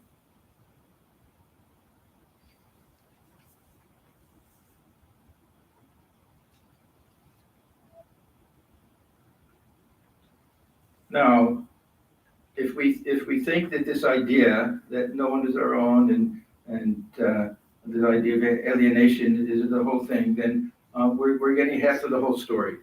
Because the other half is that at one point we'll come to the realization that we're all in the same boat. We're all foreigners. Sometimes we think about this particular country, America, that every group that's here thinks that they belong here, and the next group comes there, the foreigners. Everybody is a foreigner here, except for the native people that we wiped out. Everyone is, we're all foreign, so we're all in the same boat. Yeah. So this alienation becomes a unifying force. Yeah? We're all adrift in the same ocean. We're all trying to find all trying to get back home. So this gives us a feeling of oneness, because very often we'll say that, oh, why do you say this? That no one is your very own. What about Holy Mother? The whole world is your own. So how do we put these two together? because we're all searching for that same thing. We all want to find that our real nature. We all want to get back. We all want to throw off this false sense of identity that we have. And it's not just the body is meant here. It's all a case of how we define ourselves. When we ask that question, somebody asks you, who are you? What's the first thing that you say? I remember when we were kids in school that kids would ask the question, what are you? Interesting. Now, what does that mean, that question, what are you? Anybody? No, we're kids in school. A boy or a girl? A boy or a girl? No. Are you the teacher? Are you the student? I'm Italian, I'm Irish, like that. Yeah. Even after so many generations, it's a very curious thing. After so many generations, at least in my neighborhood, growing up, the kids still identified with that. Yeah, we're Italian Catholic. We're English, we're Anglos. Everyone would have that sense of identification that way. So we have to ask ourselves, what is it we identify with? This is the meaning of ego. Ego means what you identify with. So for most in this country, many of you will feel, yeah, Indian. Indian American or somebody, you go to India and you won't feel Indian. No, I'm Gujarati. I'm Marathi. Yeah, I'm Bengali. It'll change that way. So, but now we're all in a strange land. We're all in the same boat. We're all foreigners. So there's one way that we understand this idea that no one is a stranger. We're all strangers here on earth, but no one is a stranger to us. We're all in the same boat. So there's one nice way of understanding this teaching of Holy Mother, that we're all trying to get rid of this Maya. We're all trying to realize our true nature. We're all trying to go back home somehow. To go back home. So this very interesting feeling that we don't belong here. I think it's really, for many people, the beginning of spiritual life, and actually those who take the monastic life. Those who take the monastic life, I think, generally have a very strong feeling that they don't fit in the world. They don't belong there. It's not their real home. For those others who take the spiritual life, they can also have that feeling, but it may not be that intense. But a very strong feeling. I remember even in my college days, after I had discovered Vedanta, I didn't mix with anybody. I didn't feel this closeness with anybody at that time. That just this tremendous desire to throw everything off, just to renounce. That was the only thing that I didn't have the great desire of God realization or praying for bhakti devotion, any of that. I just wanted to renounce, get rid of this, somehow take off this false clothing that I was wearing. This desire to go back, desire to find out what is our real home, that kind of desire. And I think it's very strong in those who renounce the world. But for everyone, we have to realize that good if we don't feel too comfortable here. A little bit good if we go to parties and feel like we're a little bit outside of it. They're all having fun. Let them have fun. I don't really feel like I'd rather be someplace else. It's not bad to have a little bit of that feeling. If we're in a social situation and we have to compromise a little bit, but deep down, to be happy if we can get out of these things. And then really have that search and feel oneness with everybody. Now we can feel this oneness when we realize that everybody is also the same. It's the same boat, that we're all strangers in this strange land, that we're here for a very short time. We don't know why we came. We don't know where we're going. We're all as if blindfolded during these 60, 80, 100 years that we live here. And in our own way, trying to transcend this burden of ignorance that we have. So that gives us that feeling of oneness. So that what Holy Mother says is really, if we look at it from the point of view of what Thakur calls Anulom Vilom, that, yeah, that we start out with this 1880, this idea that everyone is a stranger, foreigner, this and that, and we reach the point where we see there's unity behind all of this, and that we're all striving for the same thing. So I'm going to close here with a verse that everybody knows the last portion of this verse. It's a very famous verse quoted all of the time. This is actually engraved in the entrance hall of the Parliament of India from the Mahapanishad. I am Bandhur, I am Neti, Ganana Lakuchetasam, Udara Charitahanam tu Vasudhaiva Kutumbakam. We all know that that's not. Small-minded people think. One is my friend and the other is a stranger. We make all of these distinctions. But the noble-minded feel the whole world is my family. So we're all strangers in this strange land, this strange art, but with the same ultimate purpose. So we can feel that unity with everybody from that point of view. Okay. Thank you very much. We'll close here. And now, two of us will take questions on either of the topics or any other topic.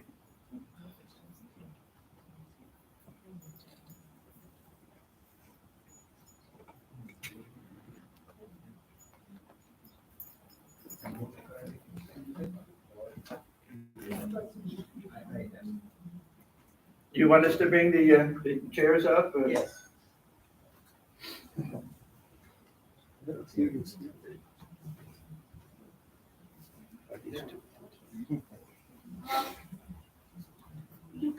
So we will have the question and answer session now. Yeah. So you can either ask the questions directly, or we have note cards. If you want, you can write the question on the note cards and which we will reach to the Maharajas. Is anybody going to And the mics are. microphones? Right.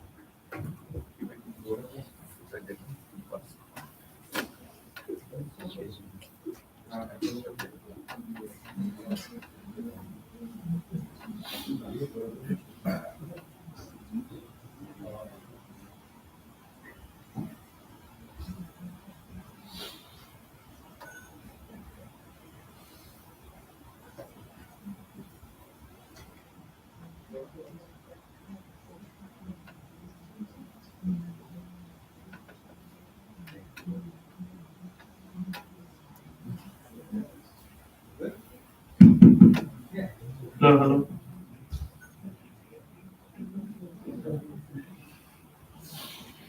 Maharaj, thank you for your excellent lectures. I just have a question or conflict in my mind. Swami Vivekananda said that work is worship, but I see that in my work, is ambition a good thing or it's a bad thing? To succeed in material life, I have to have some drive and ambition. That gives success or failures according to the work or the. So Okay. is that a contradiction? Yeah, let us get the mic first.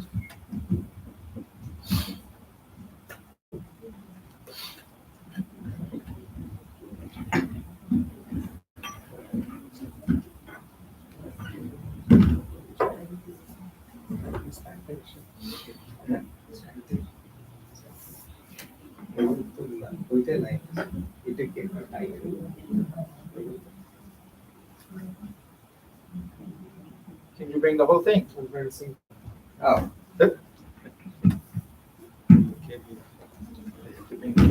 It's a long cable. Yeah, bring it around the other side. Very long. Bring it the other side. Yeah, so the cable is down here.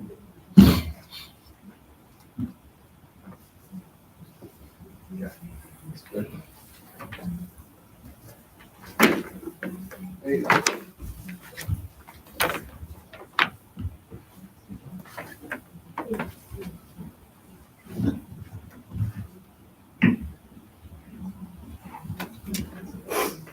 It's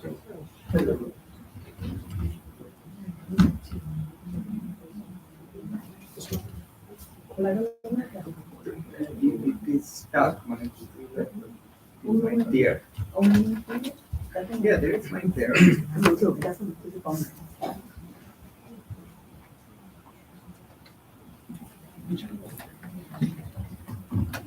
This is a very, very important question and very much misunderstood. There's no reason to think that if we're spiritual people, we don't crave the results of our action, that we don't care about the results. This is a very big mistake.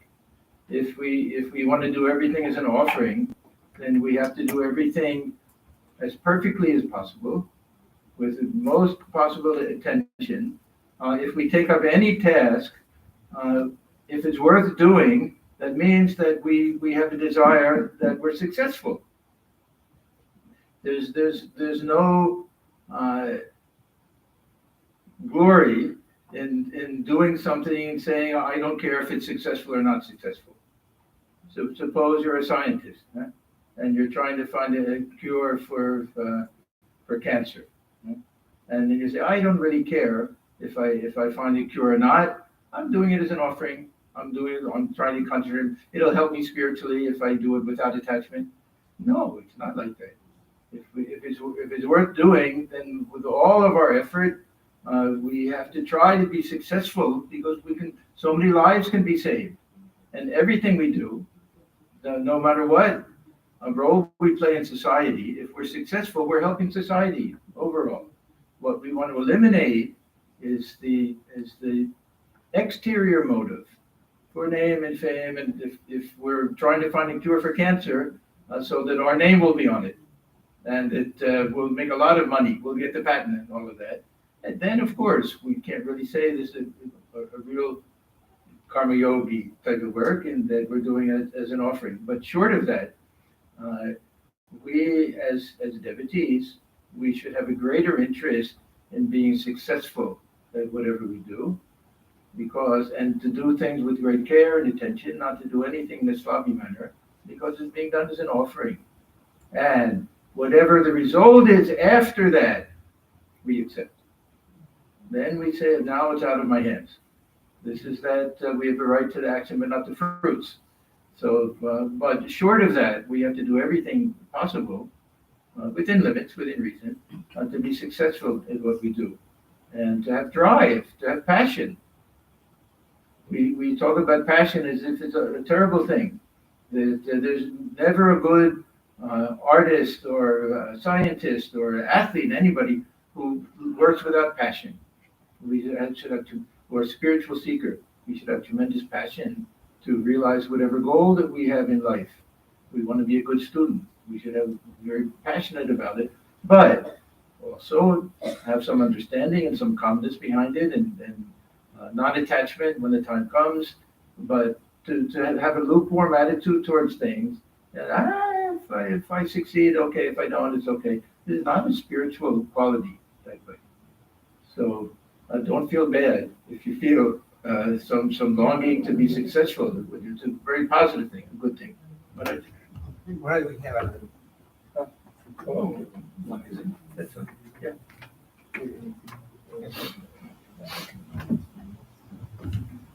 His love.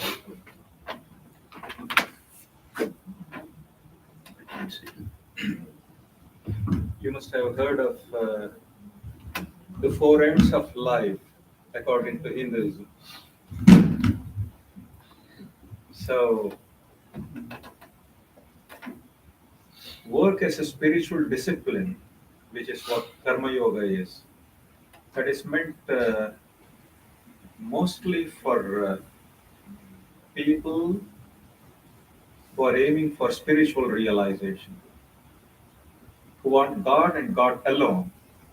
For others, there is ample scope for self-realization at these material levels. That is, in fact, very necessary for the soul for its growth.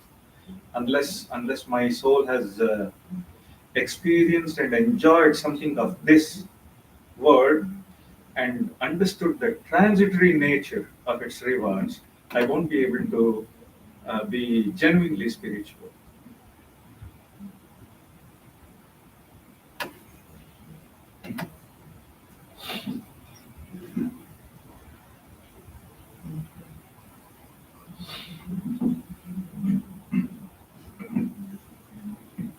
Ram Shamiji.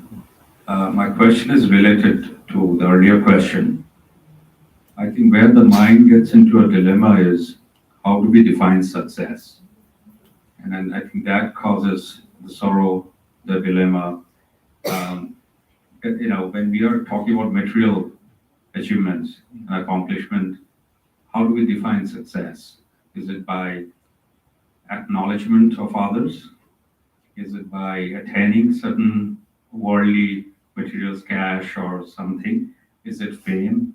Or is there a different way of defining success that contains the mind? This is a little bit of individual thing that each person, I think, will define it a little bit differently. For some people, the most important thing will be how we raise the family. That maybe they'll feel they're successful if they see that the kids are well established in life and are well adjusted and happy and everything. For some people, success means being better than everybody else. And these people are never happy because there's always somebody else that they have to defeat. I think we have to bring in a little bit of this idea of moderation when we talk about success. And to understand that reaching our potential may be success when our potential is not the same as somebody else's. So we have kids trying to get into college. Right? Now, what is successful for kids? If they get into an Ivy League school, they're successful, everybody else is not successful. That doesn't make any sense. That some kids are born with greater intelligence or better at taking tests, whatever. And for them, if they fall short of that, maybe we can say that they didn't reach their potential. But we all have a different potential. We have to accept the reality that we're all different. And that not every one of us will be the top person. That we won't be the most successful person. If we have some contentment in life and we feel that we've led a good, moral, ethical life, we've lived our life with spiritual values, at the end of life, whether we have a lot of money or not a lot of money, whether we've made a big name, none of that should matter. To me, that's a highly successful type of life. To have some higher spiritual ideal and not simply base success on worldly success, what other people think of us. We have to get rid of this idea that we judge ourselves according to the way other people judge us. Let them think whatever they want. They may think that, oh, what's wrong with this family? They have such an old car that they can't afford a nice big house and all of that. The rest of us are doing. But if that family, they have a higher view of life and they're very content with what they have, then they're far more successful. So we judge success according to our own standards and ideal. Okay.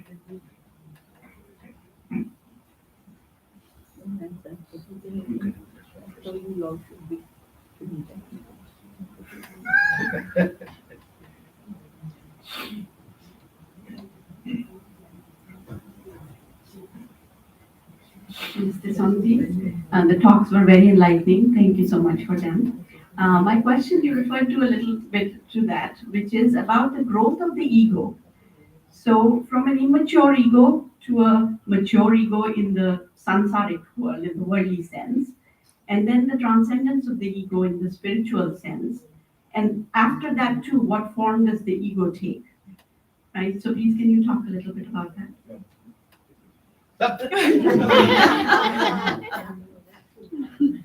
The ripening of the ego, Sri Ramakrishna uses that type of language.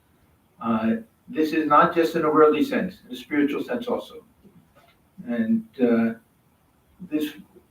when we use this term ego, then this has to do with self-image. even modern psychology, even Freud, that would be his definition of the ego. It's not anything fixed within us. It's not anything that can't be developed. And Sri Ramakrishna talks about this ripening. So we have this green, unripe ego, and this ripe ego. And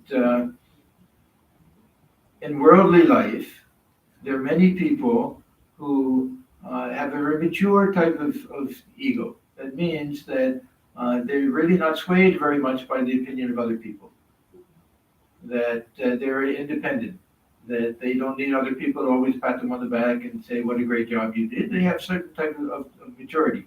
In spiritual life, this ripening of the ego means that we have less and less identification with these external things. And we start to forge an identity that manifests itself through a relationship with God. This is the devotional path Sri Ramakrishna talks about, that we have to adopt a particular attitude. Now, the devotional schools, when they talk about worshiping God with these different attitudes, Vatsalya Bhava and Sakya Bhava, is looking upon God as a child, as mother, as a friend, all of these different attitudes. The critical part, and this is something I find very interesting, critical part is not how we view God. Critical part is how we view ourselves. So when Sri Ramakrishna, if he wanted to worship Rama as a Hanuman, now we could say a whole mind should be fixed on Hanuman, should be fixed on Rama. But the truth was, the whole mind had to be fixed on Hanuman. He had to become Hanuman. He had to start looking upon himself as a servant of God, as Hanuman did with Sri Rama. Yeah. So this ripening of the ego from a spiritual point of view means we forge a new identity based on a relationship with God, which counteracts our normal sense of identification. If I keep telling myself I'm a child of the Divine Mother, that means that my identification is with subtle body. Physical body, I'm a child of my biological parents. Now, I'm not disregarding that, I'm not downplaying that, I'm not belittling that. That's also important, of course. But as a spiritual seeker, I want to start to feel myself as I'm also spirit, and the Divine Mother is spirit, and I have that eternal relationship. So that starts to break this other identification. So Sri Ramakrishna doesn't talk so much about transcending this ego, but transforming it and ripening the ego like that. Now, after realization, this sense of the ego becomes very light. It becomes, loses all of the sting to it, but it's still there. Thakur gives a different illustration, the burnt string on the ground. It looks like the ordinary string, but you can't tie anything with it. Or the sword, it turns into gold, you can't cut anybody with it. But it still has the same look. So if we say the ego now is like a stick lying on the surface of the water, the ego of the God-realized soul is like a line drawn on water. It doesn't really have any reality to it, but it's still somehow there. So God-realized soul who lives in the world has a different type of ripe ego. Our ripe ego is one that we're cultivating. We're trying to convince ourselves of it. Yes, I'm a child of the Divine Mother. But for them, this is how they live in the world, knowing the truth that, yes, this is my real nature. So for the Jnani, the ego of the Jnani is, Soham, I am that. That's also an ego. I know I'm one with that infinite absolute reality. For the devotee, I know that I live in this world as a servant of God, a child of God. So they also have an ego, but it doesn't bind. Without his ego, we can't live in the world. We can't interact with people. Even for the God-realized soul, even Sri Ramakrishna, he had an ego, but there's no pride, there's no binding aspect to it. But he still knew himself as an individual. He knew himself as a child of the Divine Mother. That was his sense of I. And it was fluid also. That sometimes he could feel the handmaid of God. It's but he knew that there's no substance to it. It's nothing thick, nothing that really can bind us. It binds us, this ego, because we think that it can bind us. That's all. So then we can transcend it that way. So for even a God-realized soul to have a perfectly transformed, perfectly right type of ego, it doesn't bind, can't do anything to harm anyone. It can only be bring good to the world, be helpful to the world. Next issue.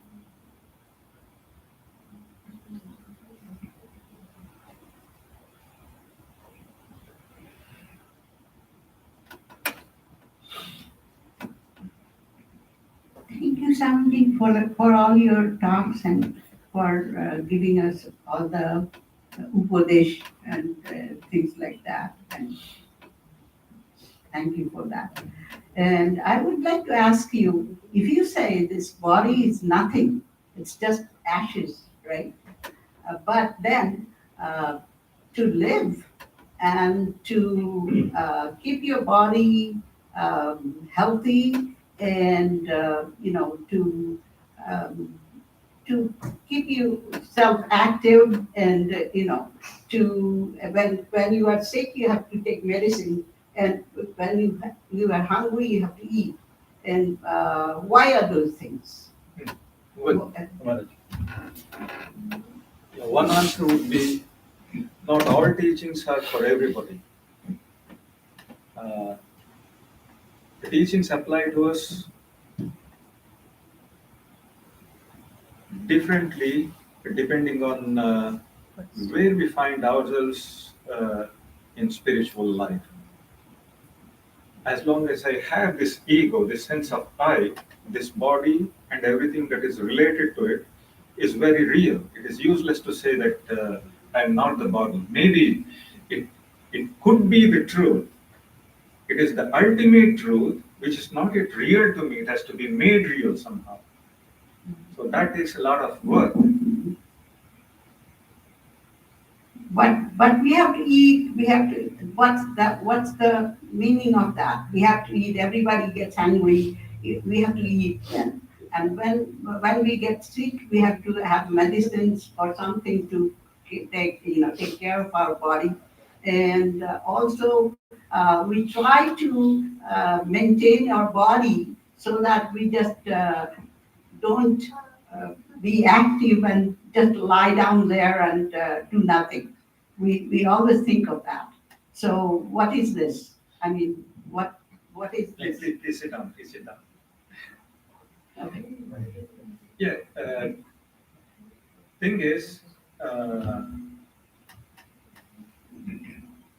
how much is essential, and how much of our busyness, involvement with the body and things like that, how much could be avoided, how much is really necessary. If we pay more attention to our spiritual life, then our attention to the body is automatically decreased. That is all. That will be real to us where we are now. Yeah, like all the saints and mystics have said, yeah, pay the minimum attention to just a small percentage of your mental energies can be spent on this body, but the rest should be given to our spiritual life. Then slowly, when we grow stronger in spiritual life, that spiritual world becomes more real to us, and this becomes unreal. It all takes time and work.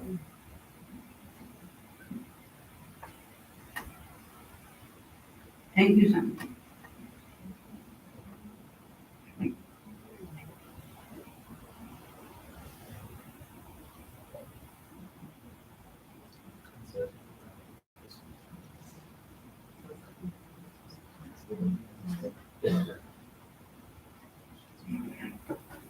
Anybody else? Any other questions?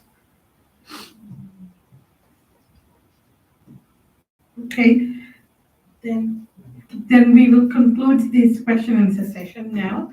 Thank you, Maharaj, both of you. And for everybody, we will take a small break, little break, and then we will come back, be here for the Arati and meditation. But before we do that, I want to make a small announcement about the event in December, which is my puja. Tithi Puja will be on Thursday, December 15th at 6:30 p.m. here. And it will be a short, just a puja and arati and prasad. But there will be an Utsav Ma's birthday celebration. That will be on Saturday, December 17th. And the details would be, we will disclose, decided and announced later on. And we hope all of you can join on both those days. So for now, you can stretch your leg a little bit, and then we will be here again for the audience.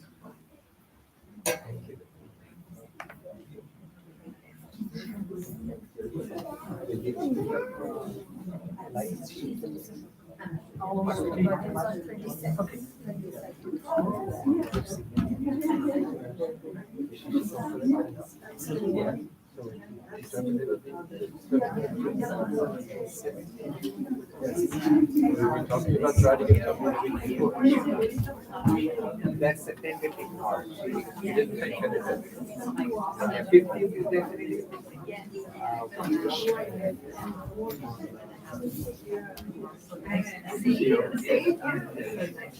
I thought you were coming here last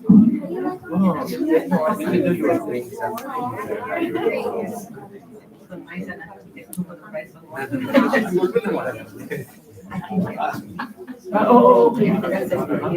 Because my daughter is so now that I'm actually retired person, I want to what? Best lecture like us clear face is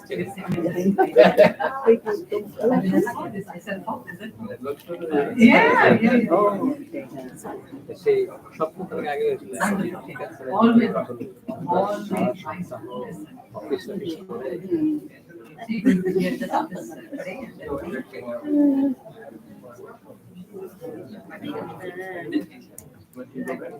I'm in Denmark, so maybe I might go like Thanksgiving Day, but I have to come back. She needs some help.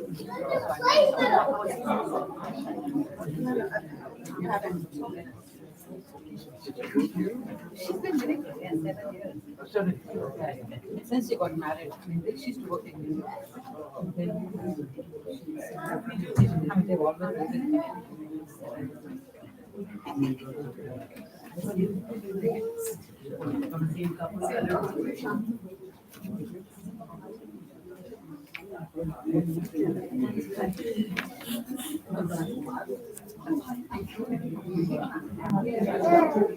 Yes, yes, yes, yes, yes. I just retired, so I'm visiting, and then I saw this. I live on this. Yeah.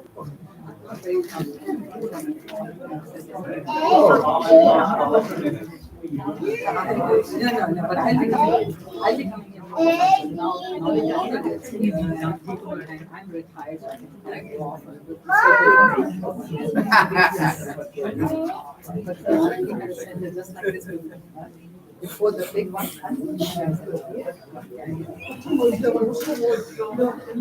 Nice meeting you. I do better. Contact person here. Yeah. Please stay, please stay. Oh, is that you? I Yeah. couldn't make it because, my daughter had in-laws and everything, so I just had to help her out. So I'm sorry. They're not sorry.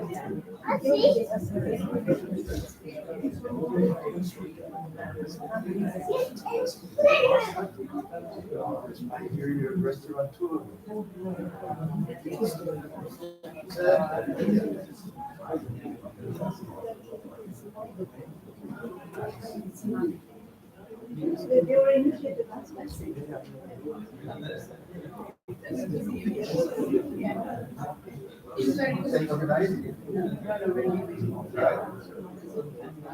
It's what we love coming.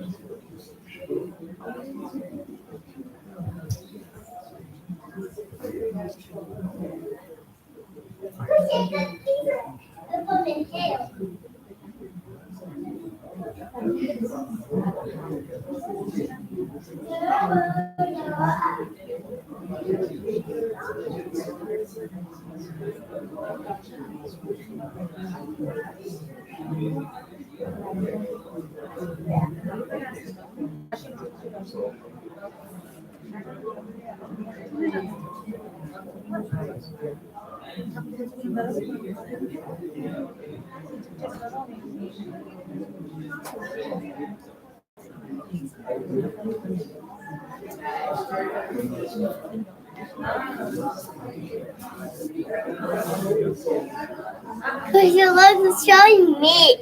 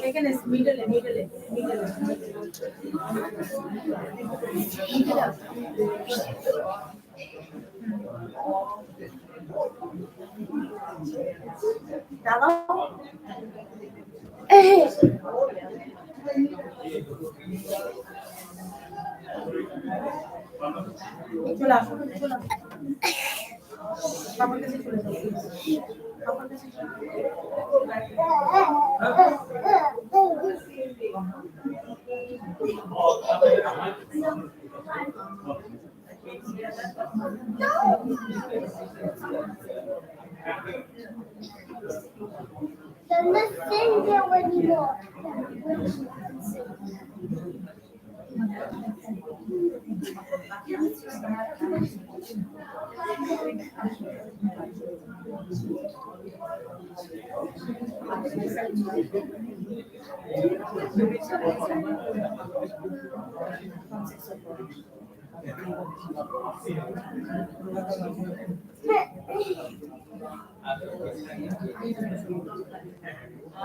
If I see my pencil, no.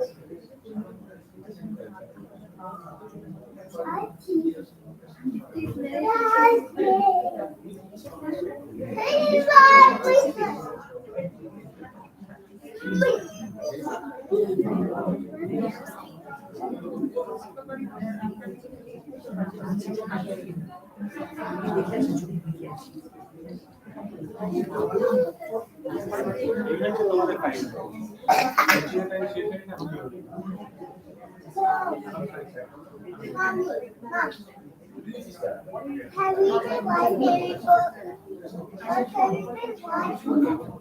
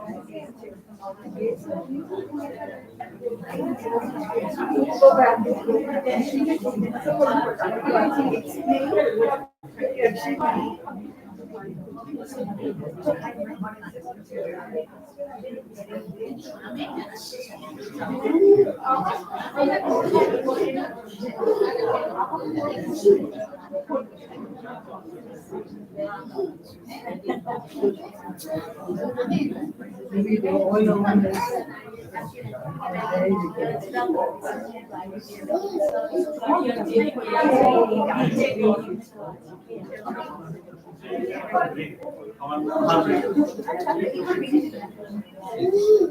Whose birthday is in December?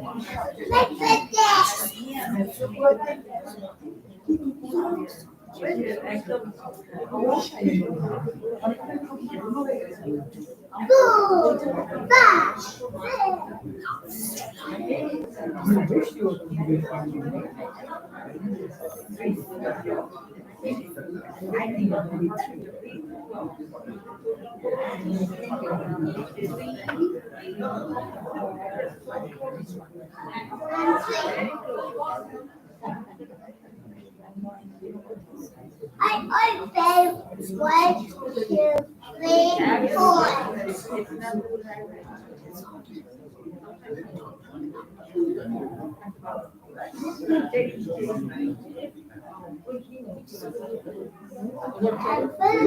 I don't think we go to school. I think we just stay at home. I think we just stay at home. You go? Which school do you go?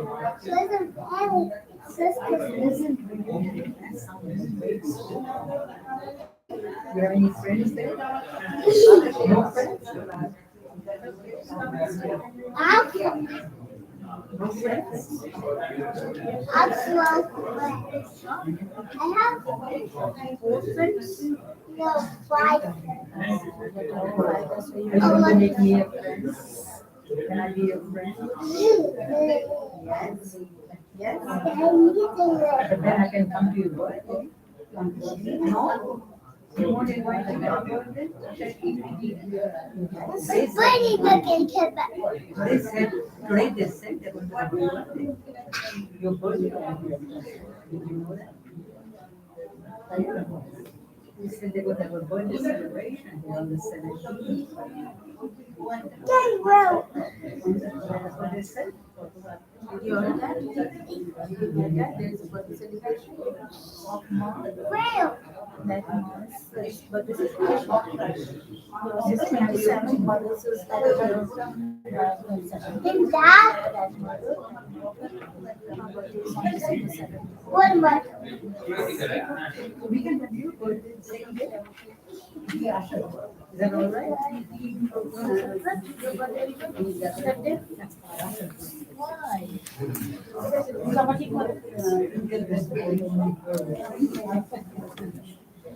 That's all right. All let's say yeah?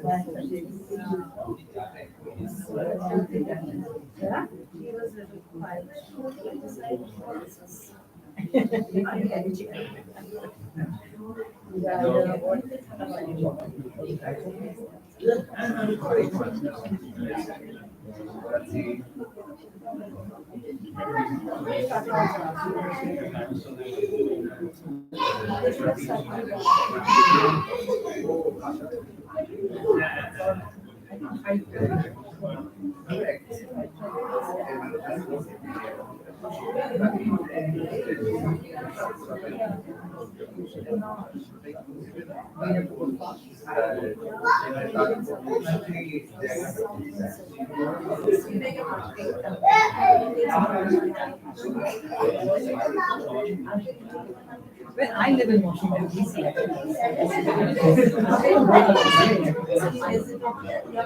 I'm here to the same.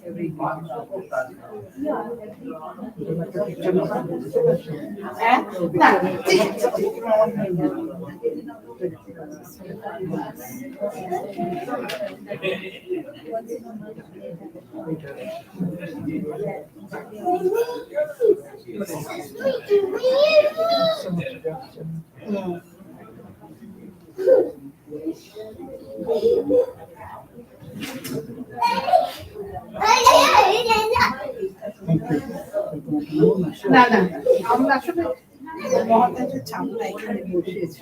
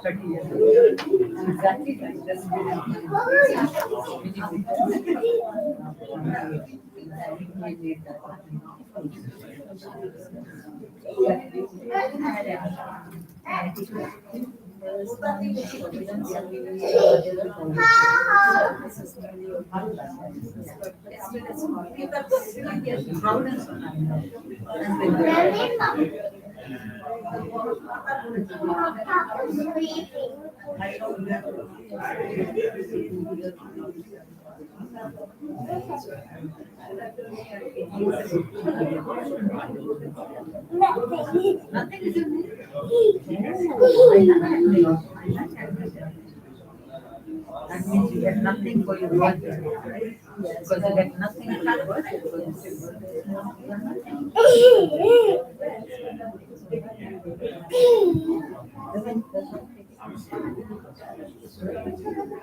your name is nothing. And you want nothing for your work. You want to get something.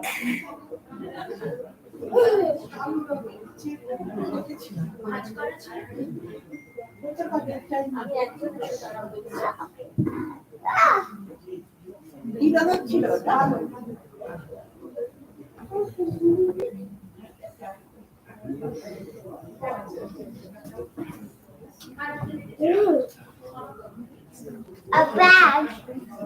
You don't touch. You don't touch something. She's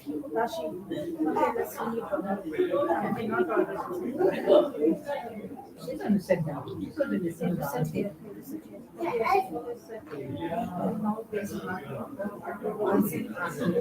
What's that?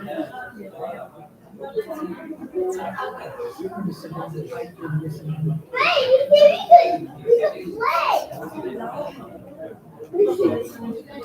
What's that?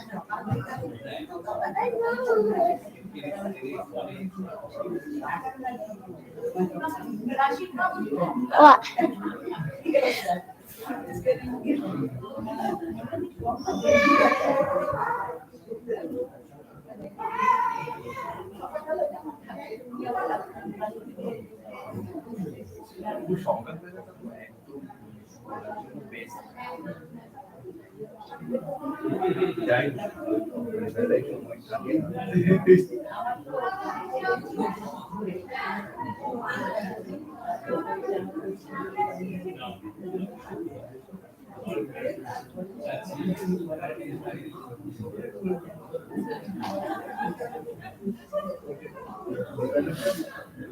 Yeah.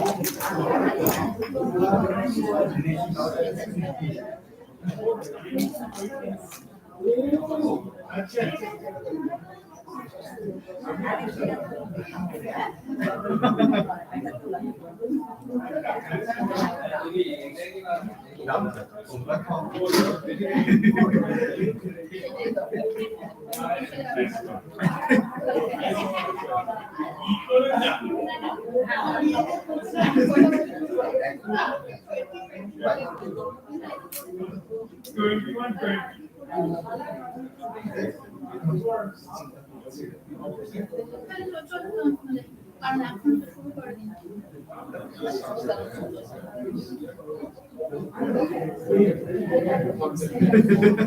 এই শুধু খাবে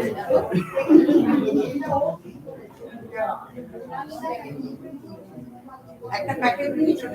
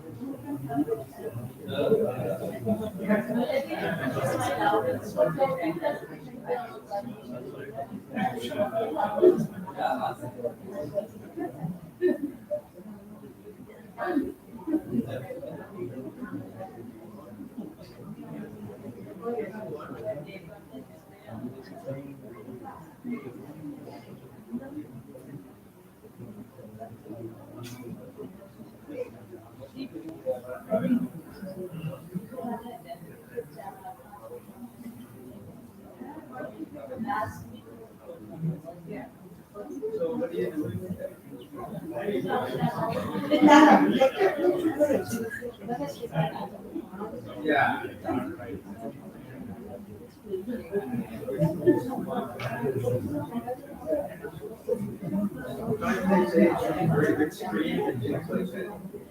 So really fast.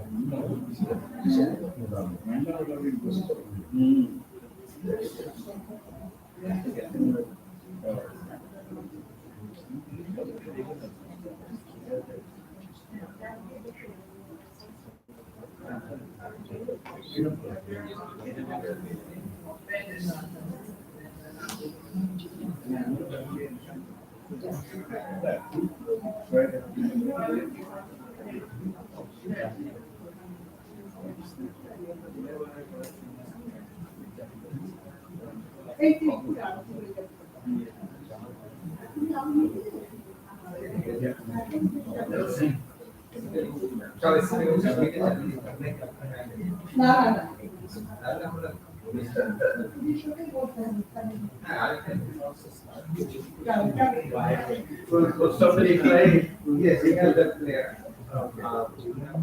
Like, the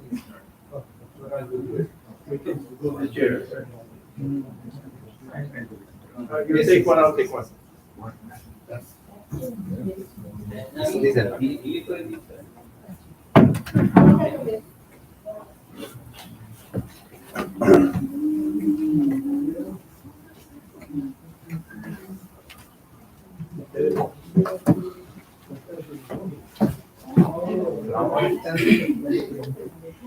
Yes, those 5 things.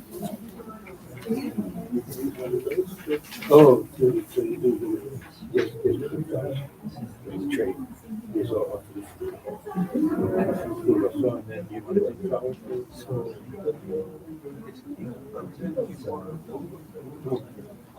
Yeah, that's nice. You do the flower for party. Pushpa Batra, it's okay. It's okay, man. Yeah. No, no, this one. Okay, those.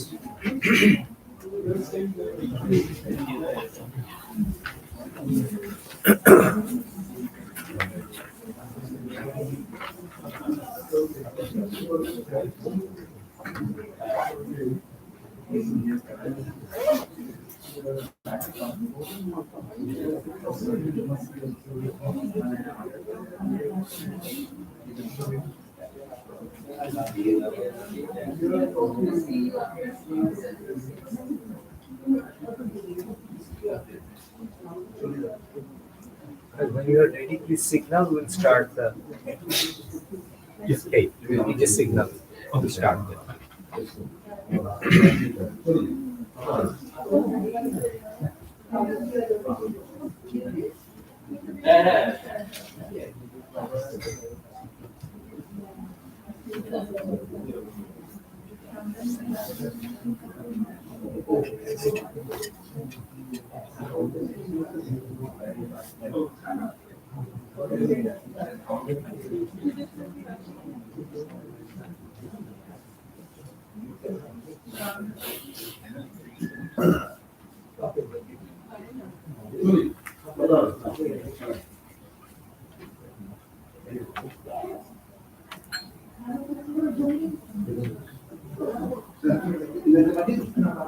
Please, are you talking? I can hear your phone.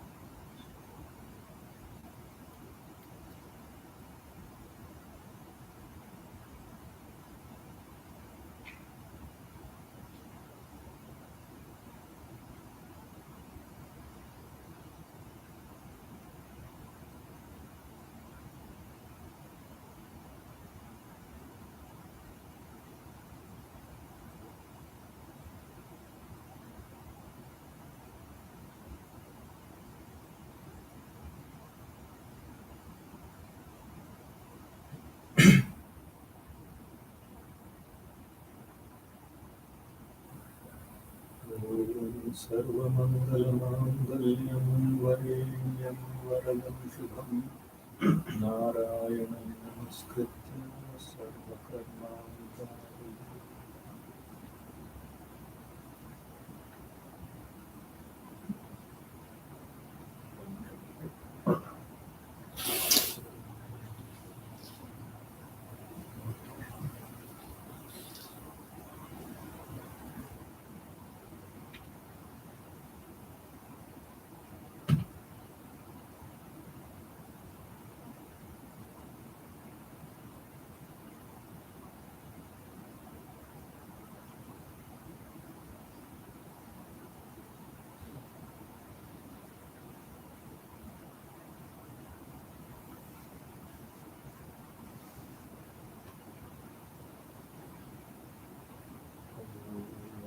तद्विष्णु परमं पदं सदा पुष्यन्ति सूर्याः दिवि चक्षुरात् पवित्रो वा सर्वावस्थां गतोऽपि वा यस्मरेत् पुण्डरीकाक्षं सदाह्यान्तिं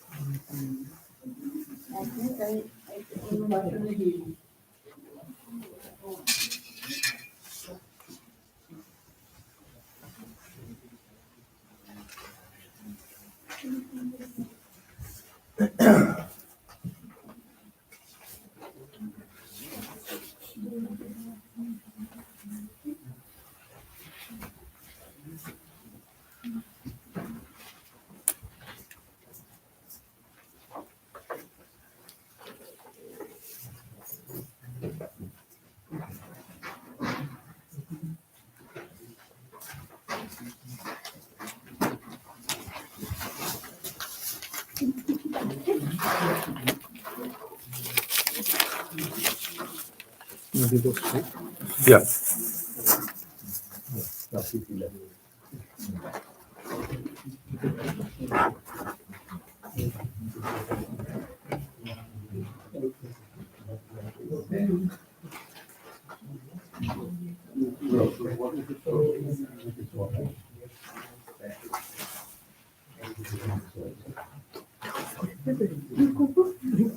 হ্যাঁ করে দিচ্ছি তারা ওটা দিয়ে আসি